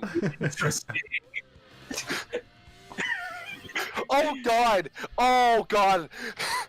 The Gaia Colossus just starts using Omega's bloody combat tactics. Wow. Well, the Gaia Colossus summons, like, cannons. Brick hands and starts shooting, like, Gaia blasts, like Gatling guns. Yes. That'd be so cool. Fucking rips out one of his eyes. That'd be awesome. He went for the eyes! I'm so proud of him! Wow. This is a good one. This is a good one, yeah. This is fun. Absolutely. Okay, right. So I think we're on the Q&A section now. Are we actually? Let me just check. Yeah? What? Oh wait, no, we have one left. There's one left, One okay. more. We'll pass this quick. Just to clarify, chat, by the way, if we go through the last one and then some of the Q&A, there might be room for even more stuff, which is why we'll be looking back into Workbench submissions on the Discord and through the chat itself. Indeed. I've been keeping an eye on it the whole time. Yep. I've been mostly on the chat, so thank you for that, Camera. No problem. I think this one is Roxy's. Roxy? Alright. I'm scrolled too far down because I was looking at the Q&A. What if GUN captured Shadow after SA2 instead of Eggman? Dun dun dun. See, the obvious answer here is that Tower just fucking euthanizes Shadow. This was by Drago2354, by the way. Oh yeah, right. Damn it, guys, we need to start reading the names out. Sorry. Sorry, I'm not sorry. Yeah, Drago2354. Thank you. If yes, you're in thank the you, chat, Drago. Okay. But yeah, I feel like the obvious answer here is that Tower just euthanizes Shadow, but that's a boring answer. So let's get. It would be like what he'd want, but he probably would have to like go through a bunch of mumbo jumbo and justify it, and he can't because it's based purely on like emotional reasonings and like bias. Absolutely. He probably wouldn't be able to pass that by president. I actually wonder, like, if Tower if Shadow like wakes up having been decently healed enough, Tower starts like frantically questioning him about the past and trying to like just figure stuff out, and he's just bewildered. Would that make Yeah. him like drop the vendetta? I feel like we'd have like that scene where he confronts Shadow with the gun, but instead of Shadow being so emotionally resolute by that point, like He's just Tao probably confused. interrogate him with the gun. And he's just like shaking, like why'd you do it all, Shadow? And Shadow's like I just don't know. Yeah. And Tao had no, you can see it on his face. He has no clue, and it's like it would sting, but he'd realize that like he's not going to find Closure. There's no closure here. Yeah. He can't get it, so he has to move on and just figure out what to do from there. And they probably just indoctrinate Shadow just like to keep an eye on him. And obviously Eggman can't make the androids, and maybe Shadow gets like a badge or like a little design change to show he's like properly in the gun military, and Rouge would catch wind of it and maybe like come to see him and like see like what's going on. But aside from that, like, it's debatable whether he'd get involved in Heroes because of Two Worlds muckery and all that stuff. Well, see, I honestly feel like you could still involve him in Heroes with a bit of creativity, because like, no reason like to have Shadow guard. Like, there is no Shadow for Omega to guard, so Eggman would be actively using him. So it's possible that Shadow and Rouge could be deployed to go and stop an attack led by Omega, end up like taking him offline and end up recruiting him, because the whole Shadow's whole living weapons thing. Yeah. Well, like, I wonder though, would when Neo Metal throws Eggman away, would he have any kind of ability that would make him force Omega to obey, or would Omega defect upon finding out about this if he did? I mean, he does control the entirety of the Empire, and he's also like disguising himself as Eggman too. So he'd probably be under Neo Metal's thumb, which would mean he'd be keeping him. Like, again, assuming Two Worlds, if I don't know if Neo Metal would have a reason to send Omega off to Earth to cause havoc, unless, like, I don't know, like, GUN poked their head through and he was just like, keep them from getting involved. See, my thinking here was like, Tower would be deploying Rouge and Shadow to like keep an eye on Eggman. Yeah, like, and then they find out about the whole Neo Metal situation, and like, maybe you play like Seaside Hill as just a duo until you can fight the first boss Omega and like slap some sense into him. I don't know. That'd be neat. Yeah, I feel like he would probably be like, maybe it's a case of like, I mean, how did Neo Metal control them? Like, were they? Like, that kind of gets into some interpretability there of like how Omega would be utilized and how Neo Metal would be able to keep him under his control, if at all. Yeah, like, is it just a programming thing, or is it that like he's taking Eggman's body, so they think he's Eggman? That's a good point. Yeah, he's just cheesing voice recognition. Well, actually, to be fair, like with Neo Metal in the cutscene where he transforms into Metal Overlord or Metal Madness, we see like a giant crowd of egg pawns fleeing. That's a good point. Probably noticed, huh? Yeah, it probably was just he looked like Eggman, spoke like Eggman, so they thought he was Eggman. Yeah, that's most likely the case. So actually, what if it was a Omega was the pre like boss for that, and he sees that and is just like, I have made a mistake. what if it's like a case of like Sonic Rivals, where Shadow and Rouge found out somehow that it's not the real Eggman, and then that's the truth bomb that they drop on Omega to get him to change sides? Yeah, he's like, it's just like, I'm putting aside my differences because that's a big target. Me want it. And then Robot Complex. maybe at the end of the game too, it'd be like, yes, Omega, you did wonderful. Now come back to Papa. I like these guys more. What? And Fuzz Omega did the peace sign and faded out. Yep, there you go. Yeah, it's... No, he just does the peace sign as the rockets just fire him into the sky. I must go. My people need me. I guess We just get Shadow GUN and Yep. That's the yeah. like, I know We we've get to skip hit a lot of the the angst. we've hit the current end of the what if ideas segment, but that doesn't mean more still can't come in. We'll probably return to that because we've got some Q&A stuff coming up. So yes. woohoo! I actually need to run to the bathroom quickly, so I will let Roxy take over the role. You know what? When of you're question done with asker. that and you come back, then I'm be going like- to go. Okay. I'm gonna go get a drink. I'll leave it to you, Gavin. All right, Gamma, you go first. Wait, actually, you know what? Anyone in the chat, we're going on a quick break, and we will be right with you in like probably 5 minutes at most. So if you just... You know what, Starsword, I see what you just said. Don't you worry, this VOD is staying up afterwards. You will be able to watch this at your own pace. If you bear with us just a sec, we will be right back, okay? Okay. See you, Why chat. don't you just put it on like the preview section? from Yeah, I last will, time? yeah. See you all in just a sec. We'll be right back.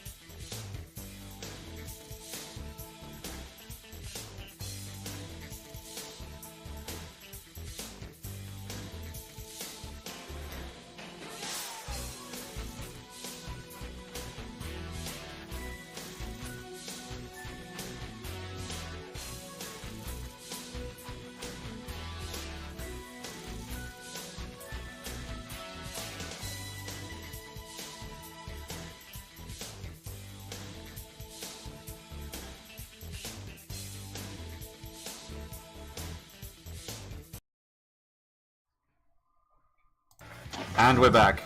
Hi, everyone. Hey! I'm hydrated, Gamma's dehydrated, and Scourge is scourgier than ever. Yeah, I've got yet another beer, so we're good to go. I mean, I still have 2.5 water bottles here, so... That's probably why you needed to piss. You've got so much hydration in you. I am well prepared. Okay, so I guess we're moving on to the Q&A segment of this, and then we'll just kind of make it we'll be a bit more pliable with what we want to do. We'll just go for chat suggestions more. Time for answering questions that were less about like what if scenarios and more about like questions about Sonic What If as a show and how it's run. So it's gonna be a lot of the main man himself talking here. Yes, sir. So I guess do you want me and Gamma to yeah, you guys can read out the prompts, and I'll just do my best to answer them, I suppose. Heck yeah. So, leading charge, VA, and how do you come up with each what if scenario? Each what if scenario? Well, it's obvious. It's just an obvious case of I just sit there thinking what would be. Like the obvious changes come to you first, obviously, with a what if scenario, like we've had already with like what if Shadow had stayed dead, for instance.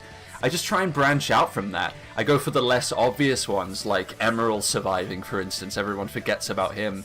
Gamma surviving. You know, people would obviously say, "Oh, what if Chaos stuck around in SA1? I jumped to Gamma survived instead." And then, I mean, Chaos did stick around. He was in battle. Yeah, I know, but okay, that's fair enough. Yeah, we'll go with that. A lot of people think he died. Yeah, that's true. To this day, a lot of people think that Chaos just passed over or something. And apparently so does Sega because he wasn't in IDW. I was asking, like, what if Chaos survived? Like, he did! Yeah, it's kind of a boring answer from me, but, like, how do I come up with each what if scenario? I don't know. I just go with what I think sounds cool. That's my honest answer. Like with Espio trained by Master Zik. That's who would ever have thought of that, but I just thought it up and thought maybe other people would enjoy this too. And that's it.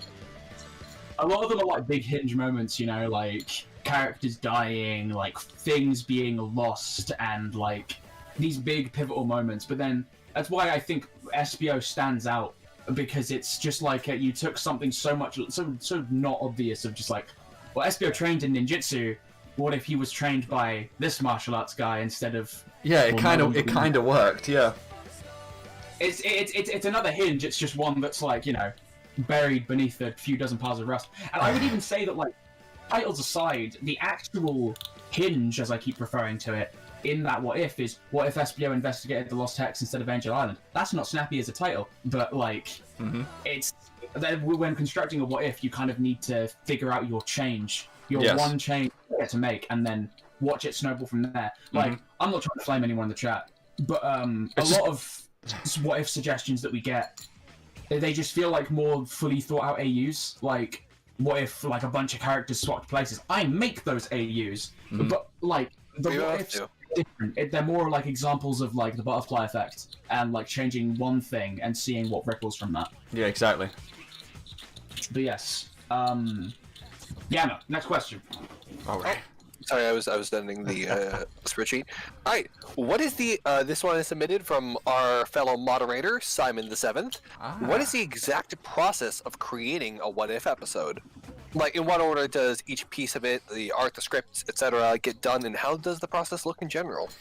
Oh well, definitely. Before everything else, there's always. When I come up with a what-if story or I'm moving on to a particular part, there's always bullet points. I always know where I'm going before I start up. Like, even now with, for example, let's say, Emerald Part 5, for instance, which hasn't gone up. I have ideas for where I want it to go. So there's always a bullet point. There's always something to go on. From there, it's always art. The art, because a lot of the artists are either, you know, they're very busy, they have their own personal lives. A lot of them generously contribute completely for free, some of them, and that always has to get done first. So there's a general idea of where the story's going to go, and with that I get the pieces of art that I know will definitely be pivotal moments in the what if, and then once that's getting made, I base the entire script around that. So I go, these moments are going to happen in the what if, that's concrete. Everything else is up for any kind of rewrite. And I start writing it around that. That's how the what-ifs go, usually. It's always bullet points, art, then script, and then onto any sort of recording and editing. I would have thought that the script would come before the art. Honestly. Yeah, I know, it's crazy, isn't it? But with how long some of the art takes to get created, and how people are doing their own things and working on various commissions, I have to go into art first. So there's always just concrete moments in a what if that I know are going to happen. That's the art. The art just gets worked on throughout the script. Basically, right? Like, when you're working with volunteers, you don't have really a leg to stand on to put pressure on them. No, I never put pressure on any of the artists. It's always just when you can. And that's I think why they take so long to make, because we are. I guess I can say this is like, you know, I helped with script stuff on SBO. You also made music. I did make music. That was just because I really liked this series and I wanted Scourge to notice it. And he did, and it was great. And like, we do this stuff because we love the series and it helps keep the series afloat. But we have lives. Scourge, like, we're not gonna ask Scourge for his cold hard cash unless he's like, you know, he really wants this one particular thing. And like, yeah, if Scourge paid me, I would make him. I would bring him the world on a silver platter. But that's why they take so long, basically, because it's a large collective. We are doing this in our own free time. It's fan game development, you know? That shit takes a long time because... And a lot of us are like adolescents, like teenagers and young adults. I'm in college. I mean, I'm almost done with college, but like, we all have like education jobs to deal with. I like can't speak for everyone who's ever contributed art, music, and writing to What Ifs, but that's why it takes a while. So think twice before you complain in the comments. Where's whatever of Werehog? Where's Joker? Like, consider. Yes. Well, I mean, if you can look at that fancy art that I got my friend Derek to make for this episode, if you look at the left side, you'll see a little newspaper about South the Hedgehog being cancelled. Cancelled like all of you who keep asking for it. Anyway. Alright, next question. You're up next, Roxy? This is a chunky one from Reva.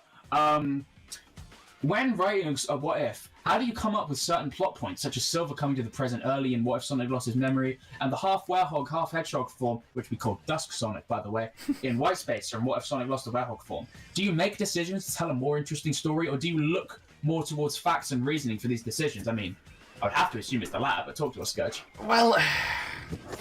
Okay, this is kind of a stupid answer, but... Okay, with the silver thing, this is dumb. With the silver thing in Lost Memory, I'll be completely honest, I'll say this now. I just threw it in because I thought it'd be a cool stinger for the end.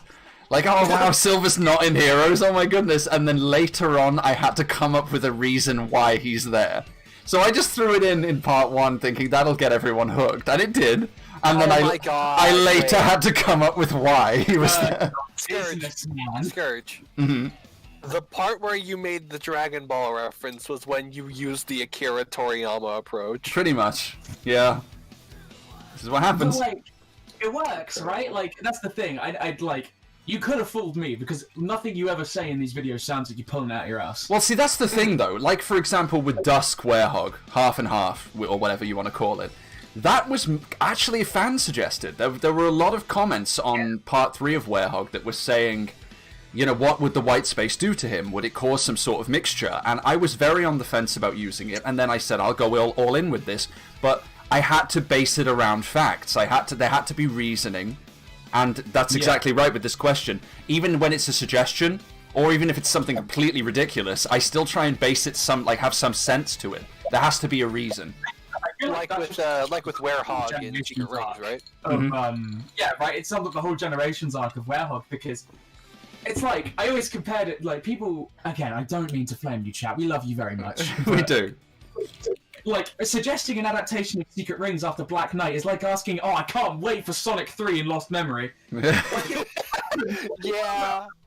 Like, but, like, you made it work, and you based it in fact. The same thing with Classic Werehog. That was something that was asked for a lot. And after a while, I was like, no, I don't want to see it, because I don't think there's a way to do it. But then, you know, Scourge came up with something I hadn't thought of, and it made sense. I'm really happy that, like, I can change people's thinking on that. I didn't actually know you were, like, one of the people against it, actually, Roxy. I was all for it at first, but then the more I thought about it, the more I was like, this feels like something people are just asking for without any basis. The werehog isn't a virus. Well, so was I. That's what I thought. I wasn't going to do classic werehog at first. And then But there's then, like a... Never mind, I lost my train of thought. Brandon Kane, so when's the stream gonna start? I don't know where you've been for the last few hours, friends. The stream is going right now. Yeah. Is that what we have to say on this one? I mean, do you have anything more to add to this question, Scourge? Not particularly, no. Coming up with certain plot points, I'll be honest, I have really boring answers. I just kind of wing it. I just think of something and go, yeah, I'll roll with that. That sounds pretty cool. That's fair. I think there's something to be said about that. Like, come up with the cool thing that you think will leave an impact, and then explain it afterwards. If you can't explain it, don't include it. Well, the way I put it is, if I have gaps in any writing, I always look to fan submissions. I always look to comments, and everybody helps giving me ideas. It happens all the time.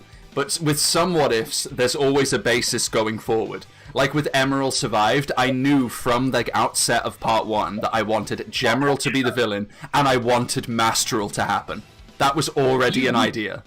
That's up Part 4 for so long. The first mod Patreon call I joined, you were talking about what you had planned for ML Part 4, and Part 2 hadn't come out yet. I don't think. Yeah, no, you were hyping that up super big. Yeah, okay. That was a plan from way back, but other times, either it's something I've come up with, or it's literally everyone who watches helps me out with ideas. That's fair. Fury says in the chat, you better be taking care of yourself. Don't worry. If Scourge doesn't take care of himself, we, the moderator team, have personal kneecap-beating bats at the ready. That's true. They do, actually. And also teleporters. I can take your spaceship if I want to. Damn it. I should never have given you that spare key. So, next question is honestly going to... Well, I don't think you're going to be able to have a boring answer for this one. What is one other game/TV/movie/whatever series that you would have wanted to make what-ifs for if you weren't doing Sonic what-ifs? Ooh. Wow, that's From open-ended. Danik Philosophy. That is open-ended. Also, I think we might have forgotten to mention it. Last question was submitted by Riva. Riva, yes. Oh, no, don't worry. Roxy threw that, yeah. Okay, cool. Excuse me. It's almost Danik Philosophy. Big man. This is very open-ended. I'd want to say... I can't say Dragon Ball what-ifs. I mean, it's a viable answer, but pick something else. Yeah, I feel like if there was something else, if it wasn't Sonic, possibly like Zelda or something along those lines. I'm a big Legend of Zelda fan, actually. I've been playing a lot of them recently. I feel like that's very possible. Like, you know how I started out with Sonic theories and then branched into Sonic what-ifs? I'm very into like Zelda lore and Zelda theory stuff. It's possible that if in some alternate universe I'm a Zelda channel. What if the Sega Scourge was the Zelda Scourge? The Zelda Scourge, yes. I guess this is semi-related, actually. I don't have the script for it anymore, but way back, I was working on a My Hero Academia what if, and Masako X on Twitter told me yeah, you should totally make a video about that. It was what if Cammy went to UFA. Maybe I'll revive that one day. That's pretty cool. Basically says Mega Man in the chat. I again, this is me, not Scourge, but I would love to do Mega Man what ifs. I think Katare, another one of our mods, has had interest in doing that kind of thing on his channel Katare Station. So who knows? That's true. You should Shout go check out. Yeah. You should go check out the Katare Station. Katare Station. Yes. The Ultimate Zone, which is similar to Sonic Way. He does all his own art. Great stuff. He's got 2 videos out right now, and he's got a few videos actually in that series. Go watch him. He's cool. I might be collabing with him at some point in the future. So Type the name in chat, one of you, please. Okay. Sure. Because it's with a K, Katari. Yeah, that's a good shout out. The Zelda Scourge. Yeah, thank you, Breakneck Highway. Wait, that's your no zone counterpart. Oh, god damn it. And thank you for this awesome stream art that we're currently showing. That was Breakneck Highway's doing. Sexy spider lady. It's very good. BR just asked how I am. Drunk. I'm okay. Anyway, let's continue. Let me just quickly drop in the link to Katari's channel as well. Oh, please do. This is a massive shout out. Very nice. If you want to go check out Katari, there you go. Katari is also one of our fellow mods and is a very cool person. Right, started out as artist, jumped to mod, their own videos. It's amazing. I couldn't recommend them enough. All right, so next question, Roxy, you're up. Oh, that's me. Hang on, I'm in the chat. Get out of the chat. Stop spamming chat. I'm gonna get put in timeout. It's one of the most difficult parts of writing one of these series. One of those difficult parts. Oh, I'm gonna be honest. This is if we're talking specifically when writing, dialogue. Actually, I have a real problem with dialogue. Then you should get me to help with more scripts. Yeah, right. Like when a character's having lines, there's as you know from people who watch the What Ifs, there are specific times where there are actual character lines. That I have trouble with that for some reason, making dialogue that sounds cohesive and natural. So that's probably one of the hardest parts of writing. Really hard as well, yeah. Yeah. Other than that, I don't know though. I've only had some. A lot of things are planned ahead, but I've only had moments in scripting as a whole where the whole thing has been difficult to do, like Werehog Part 4, for instance. Werehog Part 4 and 5. You've mentioned in calls like a lot, like how notoriously difficult the Generations arc was to write. It was. Yeah. In one weekly calls, I got we moved in from the Patreon channel, and I was like, "All right, everyone, bring forth your suggestions for Werehog Generations," and we prattled on about a little nonsense like Shadow, the fight against Shadow being like all different because it would be the Werehog, and like it's a little waffle about me going on about Classic Sonic possibly not teaming up with everyone right away because like, oh god, look, it's a scary monster version of me in the mirror. Fuck. Yeah. I couldn't come up with anything, honestly, but that's why, again, viewership, like comments, all the ideas on Discord and on YouTube, it really helped. It really helped me put something together. So, yeah. Very fun. Alright, next question then. This is actually our final question for the night. Also, Roxy, you forgot to say who that last question was from. That was Big Man Notmus! Thank you, Notmus. Yep. And next up, for our final question of the night, at least for now. For now, because we'll be jumping into other what if ideas. Yeah. Well, question. Yes. This is our Q&A. Alright. Which was your favorite new form that you created in your what ifs? Submitted by Fourth Wall Studio. Mastral. It's gotta be Mastral. Well, that's we the got answer. The answer, guys. Back it and go home. Let's all go home, wrap it up. Nah, but obviously I'm a big Emerald fan, of course, and to this day I adore Mastral, and it's very funny. I was actually just recently, I've been in talks with certain individuals on other stuff that could be done with Mastral in the future. Yeah, I'm a big Mastral fan, so in terms of other like OC forms, original forms, Mastral, yeah, that's my answer. His appearance in the What If, like, so far was under such specific circumstances. It shrouds him in a lot of mystery because how will he appear next? How different will he be? Like, exactly. What more is there about like his unique personality outside of, you know, his component parts? Mm-hmm. He represents more, but how much more we have yet to see. See, this is why you should get me writing more scripts, Scourge. I can't put this bullshit off the top of my head. I've been in a few scripts. But the what if I helped with is done now. I'm waiting for the next one on call. Put me on a mile. I will not be constrained to Espio. I'll rattle my bars. Me, my baby. Actually, one final question before we move on, though. Hydro City Zone just put an interesting question into the chat. Have you ever considered doing a Neo Classic centered what if? You know, from the possible Werehog stuff. I have a lot. It's something that obviously it's polarizing in the community because you know, oh, here we go, but like, you know, do you view Classic Sonic as the past version of modern Sonic, or do you view Classic Sonic as the alternate dimension of modern Sonic? Okay, I feel like that's like pretty obvious in order to state what he is based on Sonic Mania. He's from an alternate timeline, the timeline diversion generations. But again, that would be the obvious thing of what we said in the beginning of the stream, which is, do alternate timelines exist in Sonic? Yes, they do. But when? Sonic Mania. Yeah, but again, that we don't. But before Mania, they don't age. But they never age. So, like, that's kind again, of... like I said, we are exemplifying why it's polarizing. What I'm saying is that I've had many thoughts of classic-centered what-ifs. And you could argue that the Espio what-if started in classic and then transitioned into modern. I don't know if I regret that, but it doesn't really like lean on any of those games that are like debated on which timeline they take place in. So like, it was just Espio started in his young design. Nothing really. Yeah, exactly. But no, there are some classic-based stories I've wanted very much to tell, and Hydra might know one of them already, actually. Oh yeah.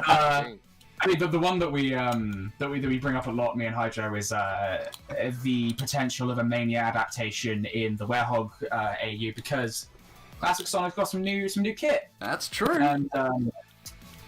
And there was actually, if you go, and maybe this is a good time to plug something that me and Gamma made recently on Gamma's new show, Let's Talk Sonic, regarding the Phantom Ruby. I made a joke about like, oh, there's a what if for Scourge, when we were talking about stuff to do with the Heavy King. So maybe, if you guys want to hear about classic what ifs, you should go watch me and Gamma waffle on about the inconsistency rock for like an hour.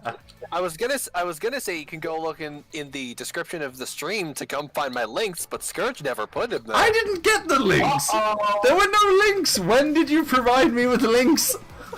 They're literally in my Discord profile. You had them on the previous video. Damn it! Put it in chat. Someone put it in chat. Oh my god! Just do it.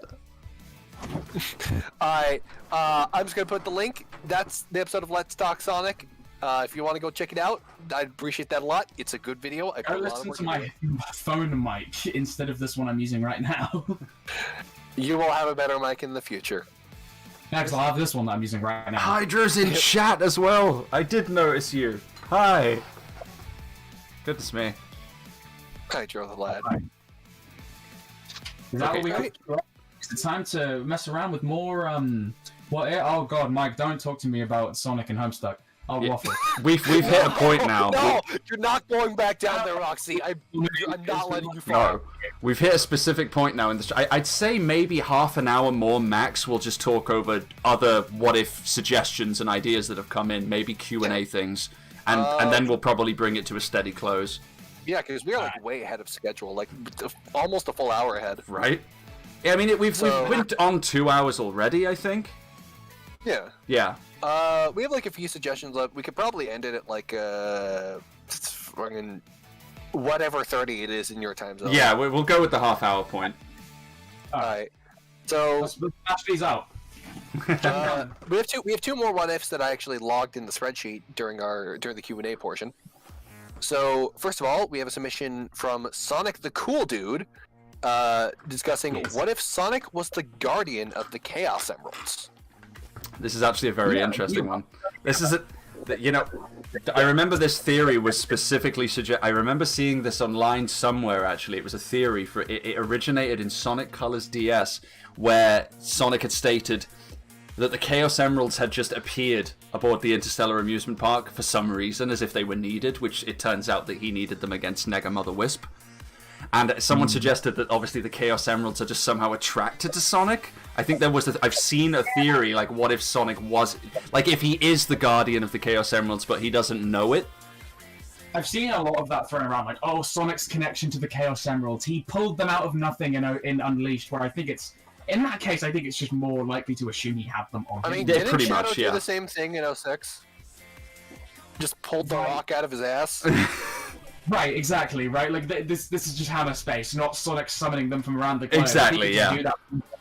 And, like, don't even try and pull the feet from Sonic and Tails on. You know that's not canon, no matter how much Ryan Drummond they have. But, like, no, like, the Chaos Emeralds and Sentience is kind of a whole other funny thing, because there's a lot that says they don't, but then Rush Adventure says they do, kind of, and then Colors DS.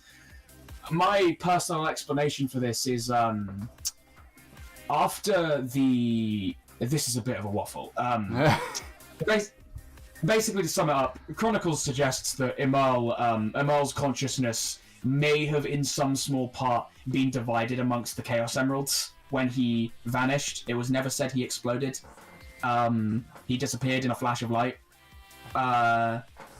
So I kind of like to think the Emerald's sentience actually comes from like that tiny like they quite literally have a link, you know, with him. And that could be why they always. That could be why, like in Russian Adventure Tales says, it feels like they're trying to help.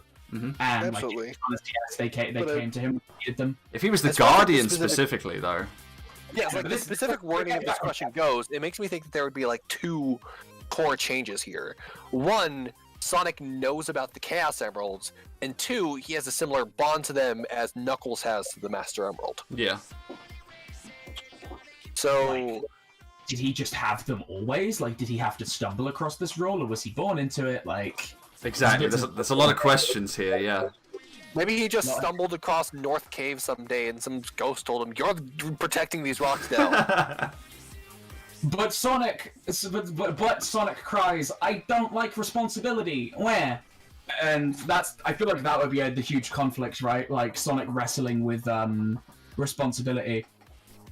He'd probably just like hold all of them on him at one time, which would make it really easy for Eggman to grab them because he'd be traveling all the time. Yeah.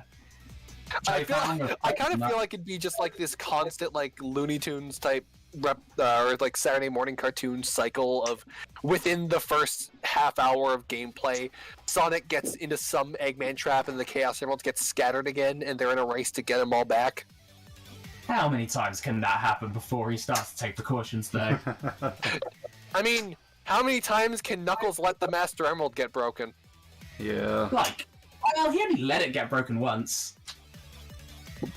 Also, He also I'm broke it himself another time. My name's Roxy. My voice doesn't really portray that, but I'm actually a sexy lady. This is true. This is 100% true. Indeed. Roxy, do you want to take the other one? Yes, sorry, hang on, let me look. So many what-if suggestions flying in. See, this is why, guys, if anyone who's been here since the beginning, this is why we have to streamline things and we have to plan out a spreadsheet and stuff, because we'll get overwhelmed. Yeah, like usually, if you want to like submit suggestions directly to Scourge, we have a hidden channel in the Sega Scourge studio called Sonic What If Ideas, where you're allowed to post your what if concepts, but that is locked behind the Patreon paywall just to try and regulate that at least a little bit. Yeah, and even it's then the with the same. Workbench submission, Right. which is a special It's case, a we reward, have like right. an hour-long cooldown on message sending. Yeah. Anyway, the last one we have right now is, what if Metal Sonic joins Team Dark after Free Riders? Now, I have opinions about this. Okay. Because it always bothered me how abusive Shadow and Rouge were towards E10000B in Sonic Free Riders, because, like, you had this with a Merle. You fucking, like, Rouge, you went through this arc. You, like, abused a Merle, and then, like, it fucked him up, and he got, like, upset, and he ran away from you. And then he calls you mama at the end of the game, and it was, like, this whole heartwarming thing. What are you doing? Be nice! Right. You guys are best friends with a robot. Why are you overworking him because he's a robot? He can take it. Like, what does that say about your feelings towards Omega? Maybe because they know Omega can do it. I mean, like, our other robot would have handled this. Like, Metal Sonic is, like, fucking seething, like, behind his glamour. it could tell, like, you could hypothetically justify it as like Eggman tech, but like I still think it's very weird and out of character.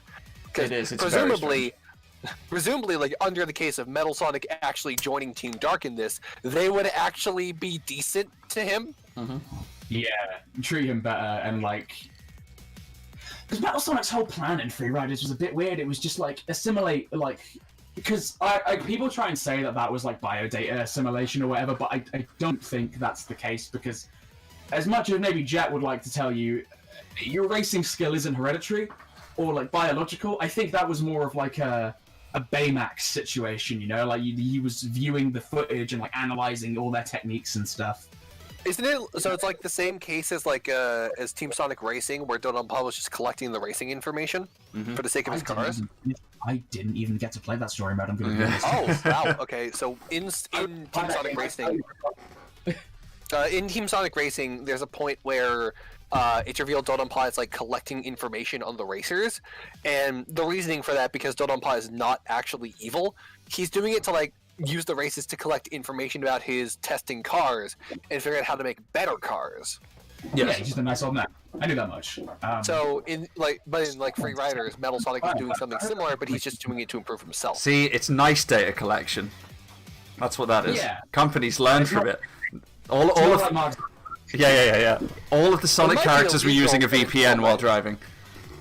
It might be illegal, but it's still nice. Yeah. But even still, like, what would actually happen? Because we don't actually get much from Team Dark after the events of Free Riders until like Forces.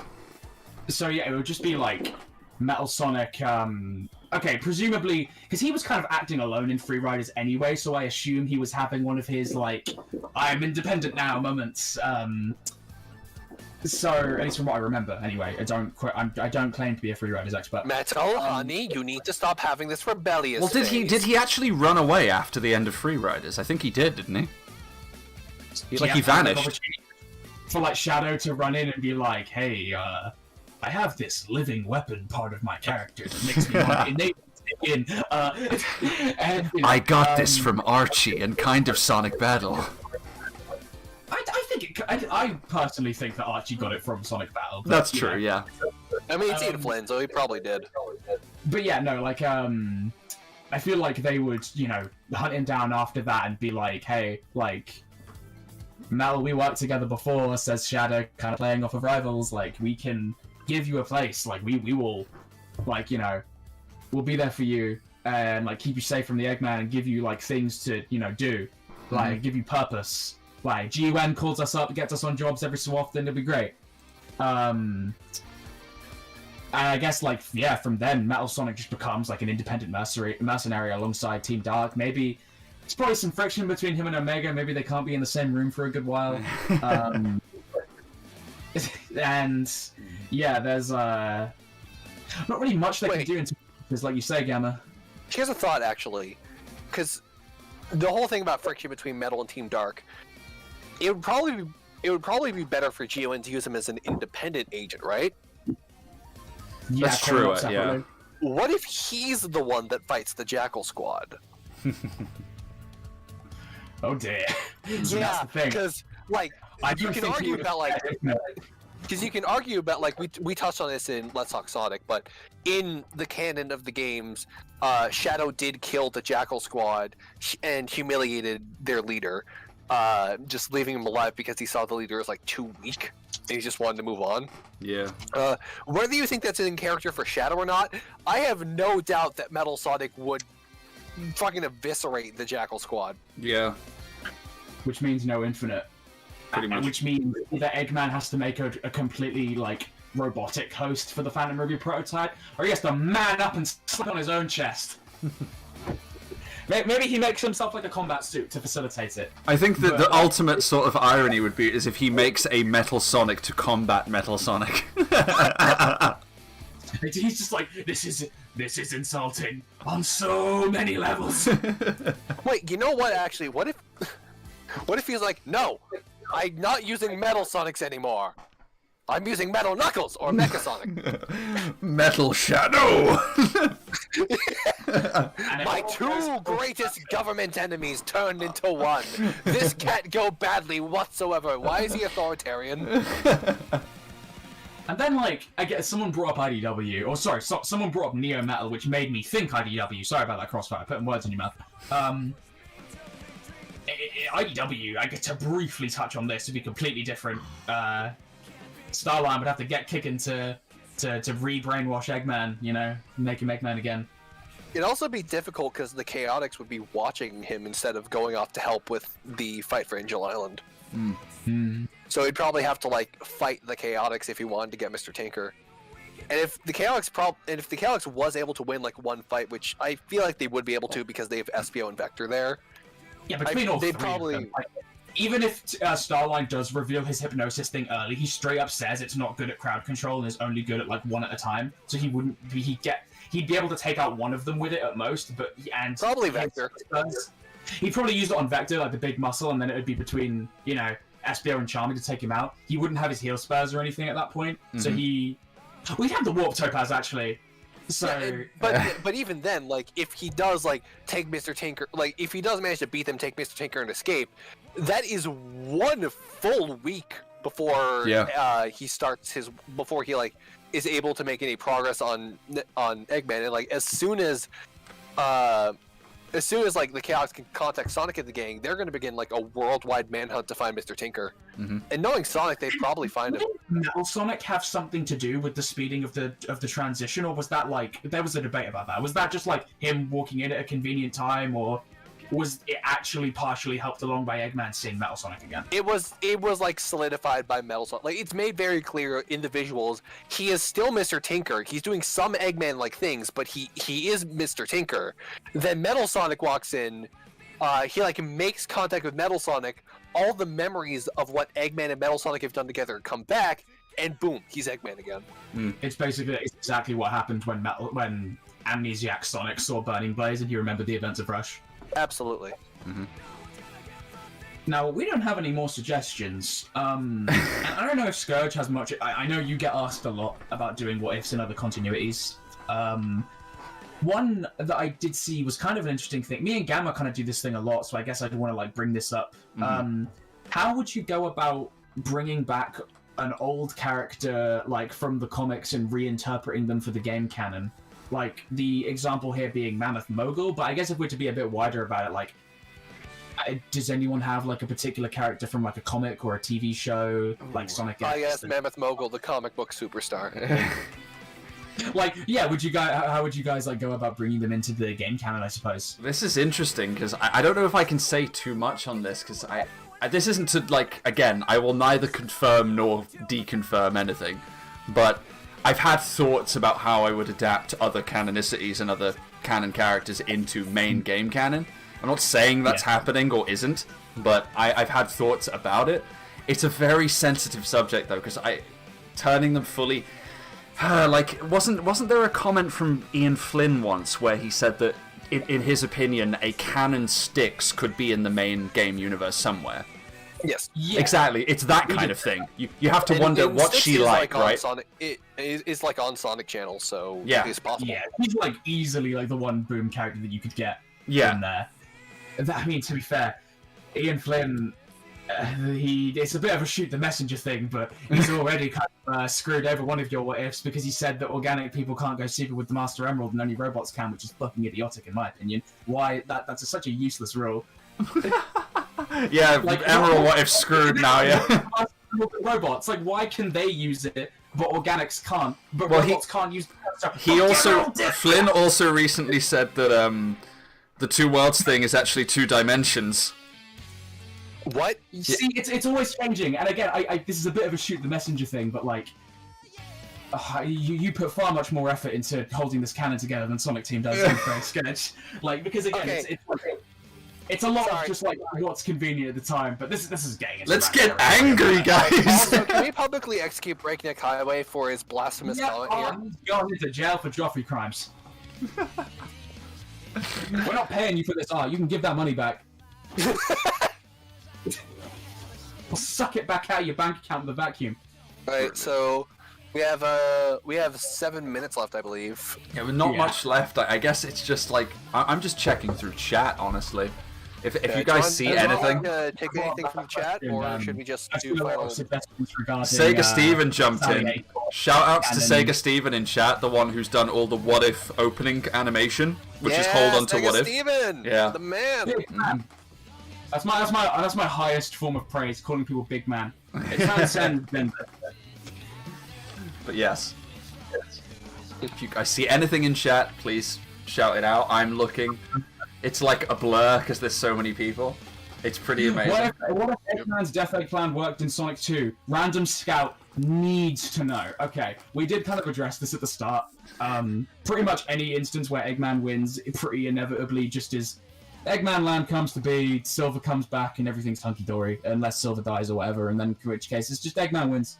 Yep. Good. There's not much to talk about there. Right. Amelia says, "What if Sonic was real?" Alright, so Amelia, hear me out here, right? Okay, I have this wonderful film for you that you may want to check out called Sonic the Hedgehog, released in 2020 by Paramount Pictures.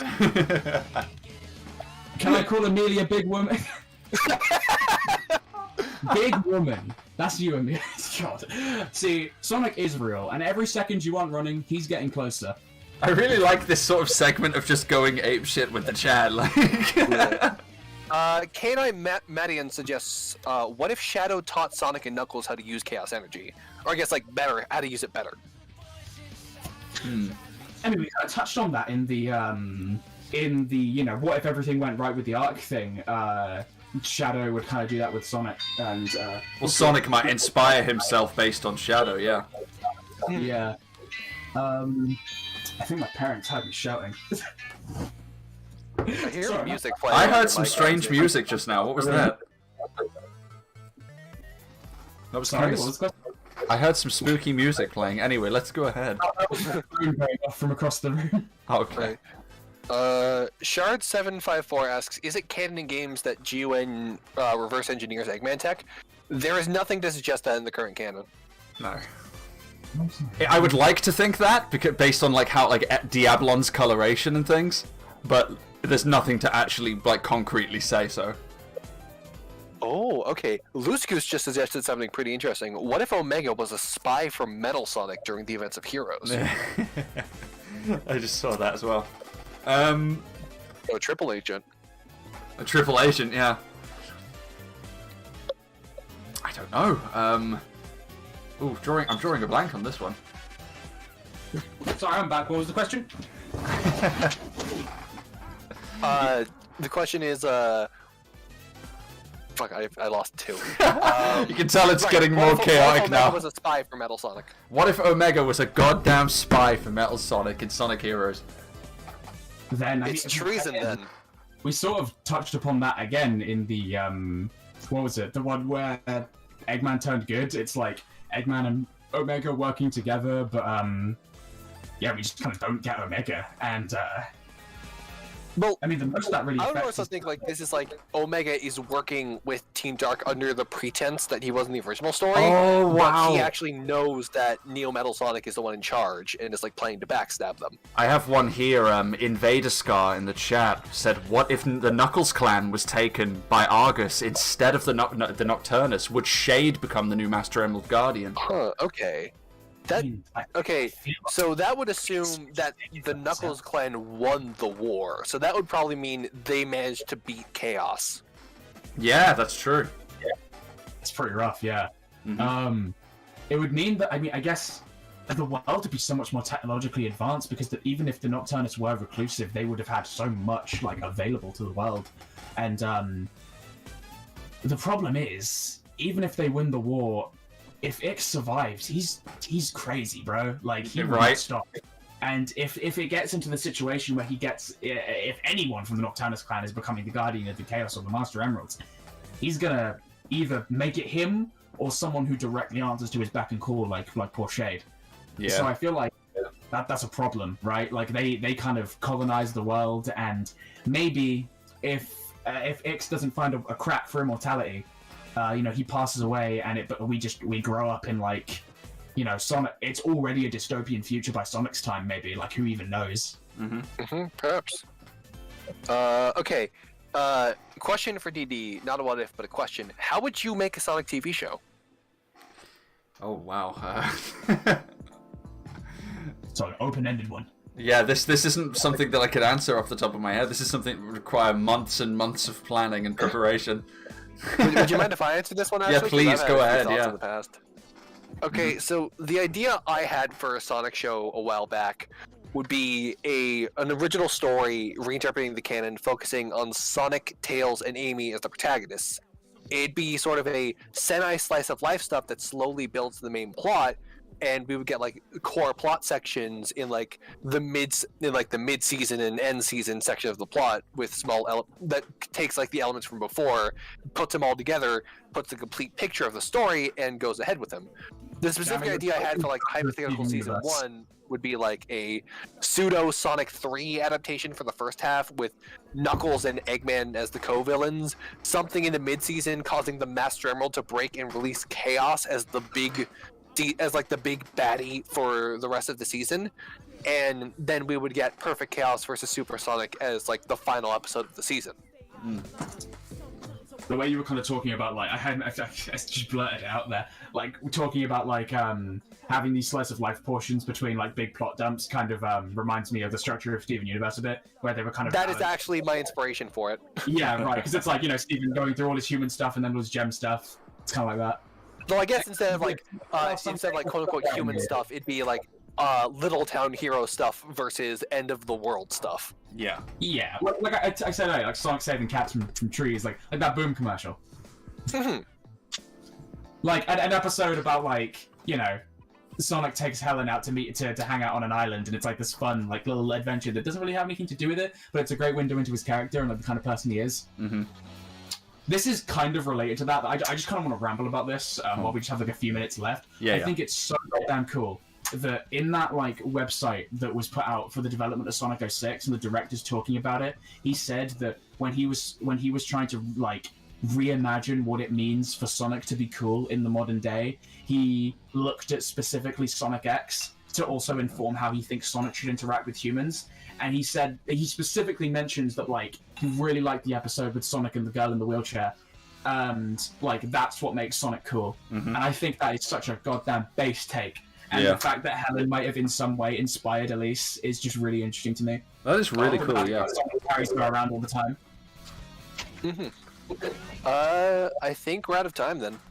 Yeah. I think that's it. Yeah, on that like kind of spontaneous note. I'm sorry for taking up the last minutes of your stream to talk about my student. No, it's completely fine. It's completely fine. You will have to take that to the Discord server, and we'll talk about it at another point, or maybe after the stream. Right? Indeed. Happy birthday to you coming up, though. Yeah, we've covered a lot. We've covered a lot of what-if ideas, a lot of questions. Like I said, this is kind of a test, this stream. It's possible that this might become a semi-regular thing. Overall, I think it's been pretty fun, but we have kind of hit the time benchmark for how long we were going to stretch it. Yep. So we might be closing things off now. I guess we'll just do our little sign-offs then. Yeah, go. Yeah, by all means. Roxy, promote your stuff.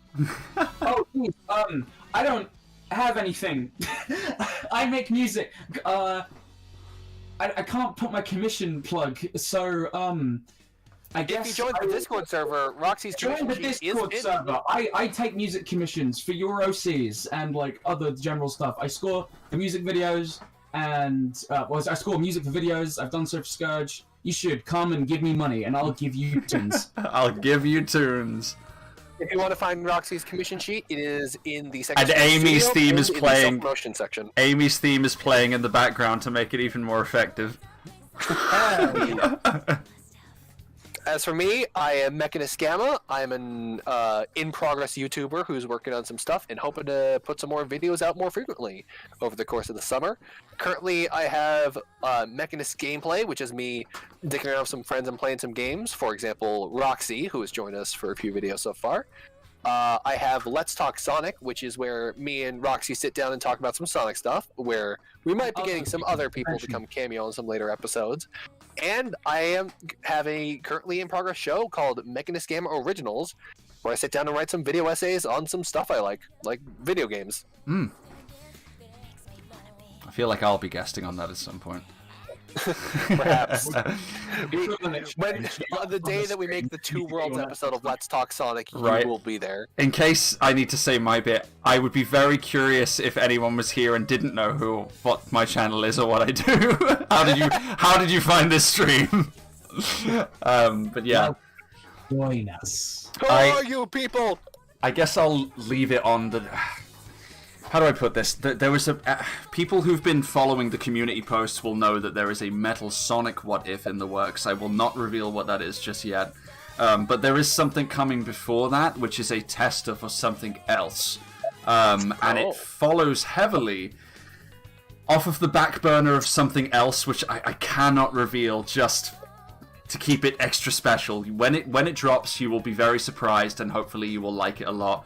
But it's a bit of a divergence from the structure of the what ifs you've seen so far. It's related to the what ifs, but it's something special. So hopefully you guys are looking forward to that before we dive straight into the new Metal Sonic what if. That's all I have. For those really asking where's the next episode, you know. Yeah, it's in yeah, progress. It's just in progress. Everything takes a bit of time. A lot of people have their own stuff going on. Stuff is constantly happening, so yeah. And that's about it. This is the closing segment now. This is what I just hit the microphone. That's awesome. Thank you all so much for joining us for nearly, wow, 2.5 hours of just talking absolute Sonic what if nonsense. Man, I do not know how to close this. I just really appreciate you all for being here. Say the thing. What thing? The thing you always say at the end of all your episodes. Oh, I've been the Sega Scourge. Thank you so much for watching, and I'll see you guys in the next Sonic What If. Take care.